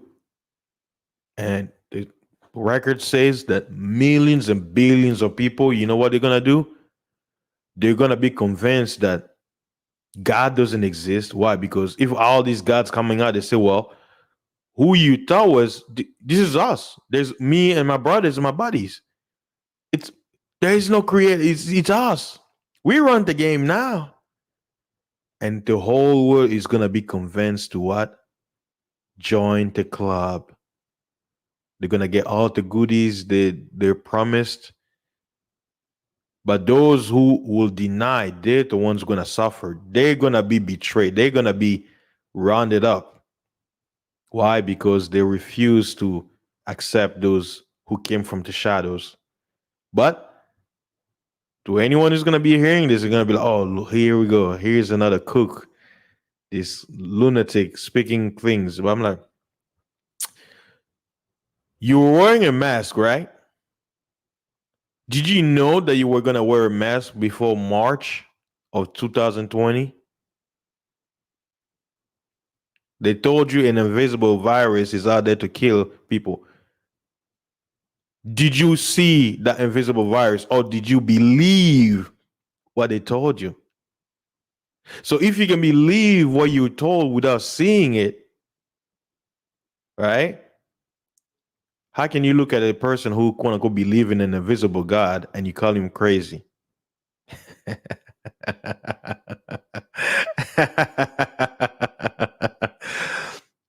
Isn't that ironic? uh, yeah. Yeah, I know it's crazy, right? You will laugh at a person for believing in an invisible God, yet you're wearing a mask, ruining your immune system because you were told an invisible virus is out there to kill you. Huh? Hmm. What do you know? uh, well, only time will tell. The only thing we can do is just let people know so you won't be surprised. That's why when this whole thing happened, to me, I was just laughing. I was laughing. I wasn't scared. I was just laughing. I was like, man, the fear, the power of fear got the whole world shook up.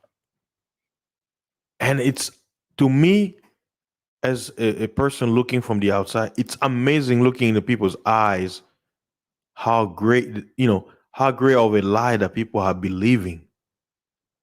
And I'm like, if they can believe this lie, imagine a bigger lie, because it's like a tease. They're getting you prepared.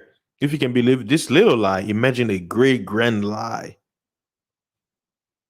And then that's why they promote about quarantine, isolation. Don't talk to anybody. Don't stay away, because they didn't want people to gather and speak like we're speaking right now. To be like, hey, bro, oh, hey, sis, this thing, man, something is going on. They didn't want people to talk to each other. And you notice that since people started figuring out what it is, now in the news, they're talking about, oh, the cases are going up, the numbers are climbing up. And I told you guys a few months ago, they're gonna shut down the country this winter.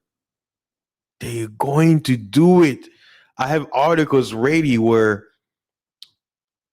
even Europe, they're talking about that we need to shut down because winter's coming to flu season. We don't know what we're gonna do. And people are they're not listening. If you're in American states where there are snowstorms, start stocking on food, water, medicine. I have a video where I talk about herbs and stuff like that. I don't usually promote pharmaceutical drugs. Um, build your immune system up with intermittent fasting. Maybe one day a week you just don't eat, you just fast, meditate. Usually, probably do it on the days you're not working. Stuff like that. I'm not telling you what I'm not doing. I have plenty of water in my place. Each time I go to the store, I buy some water and I store it. I buy canned sardines. Look, even right now, I'm on my second day of fasting because I'm trying to detox a little bit and lose some weight in the process. But in my fridge, I have so many food, but it's still there because I haven't had a chance to eat it. Why? Because I'm trying to, I'm a detox mode right now. So I have enough food for me, and with this lifestyle, I can go 4 or 5 days without eating any food. So when it comes to ration, I'm good. I can do this for 3 months. No, no problem. But to a lot of Americans out there, they can't do it. They can't do it. And me, I'm a bachelor. I'm just be myself, me, myself, and I. But what about those who have families, those who have children, right? And you're not preparing, man. You're doing yourself a disservice. Start stocking. Guess what? I'm not saying that something may happen, but no, it's just preparedness. Let's say they don't shut down the country in the winter, right? But you have a winter storm, power goes out, and you have no power in your house. What are you gonna do? Snowstorm comes, ice, road, you can't drive on the road. You're stuck in your house 4 or 5 days. You can't go to work. What are you gonna do? See? Dozens of states are gonna be under snow. Some of states, it's snowing right now. It's snowing right now. But like I say, I know this will fall on deaf ears. Not many people are gonna listen anyway. Only a few, like some of the brothers who are here. Let me look at the comments. Was a million global. It was here, and the broke genius. And only a few are gonna take heed, and I hope you guys are. It, I'm not saying go out there and just drop $1,000 to. No, I'm saying stock on food that you're gonna eat. Don't be like other people where, oh, I'm just gonna buy any canned food. Like they're gonna buy like veggies and they don't even eat it. Like I buy food that I eat every day. I love corned beef and steak. I'll buy meat. I love sardines. I'll buy it, and it's in a can. It won't spoil. I buy a few vegetables like mango, oranges, and I keep it in a fridge because I know They can last a few days before they spoil. And and I'm good. When I go to work, I'll take some food with me if I'm gonna eat that day, or if I'm fasting, then I'll stay from food. Stuff like that. We can only do so much, you know. But it's always good to be prepared. But not everybody is gonna listen, and that's okay. But hey, those who are gonna listen, you're gonna be like, man, I'm so thankful. Like toilet paper. Remember, they had restriction. Toilet paper what got sold out. So I'm like, hey, do everything that like when I go to Walmart, there's no restriction on how many bucks of water you can buy. They're not saying anything. I'll go there, I'll buy 4 or 5. They're not saying nothing. They're gonna scan it. Tick, tick, tick, tick, tick, tick. You go there, you buy rolls of paper towels. There are no limits. And I already start noticing that the toilet paper aisle started to be empty. They're not refilling it. And Thanksgiving is next month, right? Those stuff like dinner items like paper towel, plates, plastic forks, and all that stuff. Better get it now. If for those who celebrate those holidays, I don't. But start getting those stuff now because they're gonna be sold out. They're gonna be sold out. You're gonna be looking dumb. You have a party with Thanksgiving and you have no plates. People have to use their hands to eat the chicken. So I hope you guys take heed. But that's okay. I think that's enough little tips for this winter. Those who have more questions and stuff like that, you can always ask. Um, I have plenty of videos that I've made. I'll do more videos like regarding cancer and like I want to go back to health related stuff, but it all depends on if I have time. So I want to thank everybody who stopped by to watch the stream, the 2 streams I shared, and I really appreciate it, you guys. Be safe. Don't stress. I know some people they are unemployment right now. Don't stress. Everything is gonna be all right.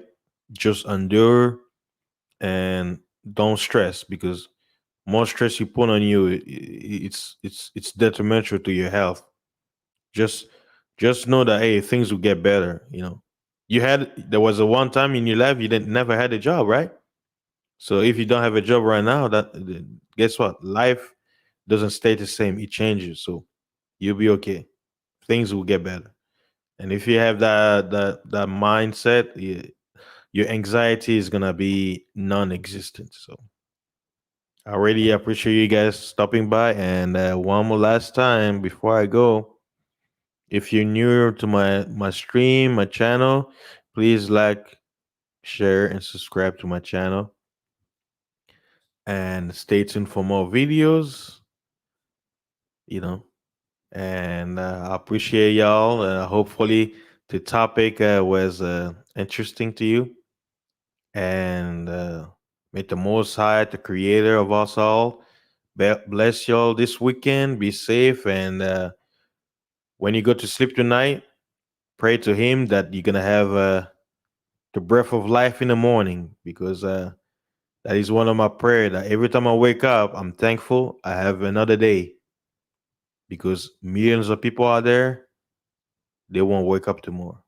So thank you very much. I appreciate it. Shout out to everybody in the chat. And I'll see you guys on the next stream. Peace and blessings.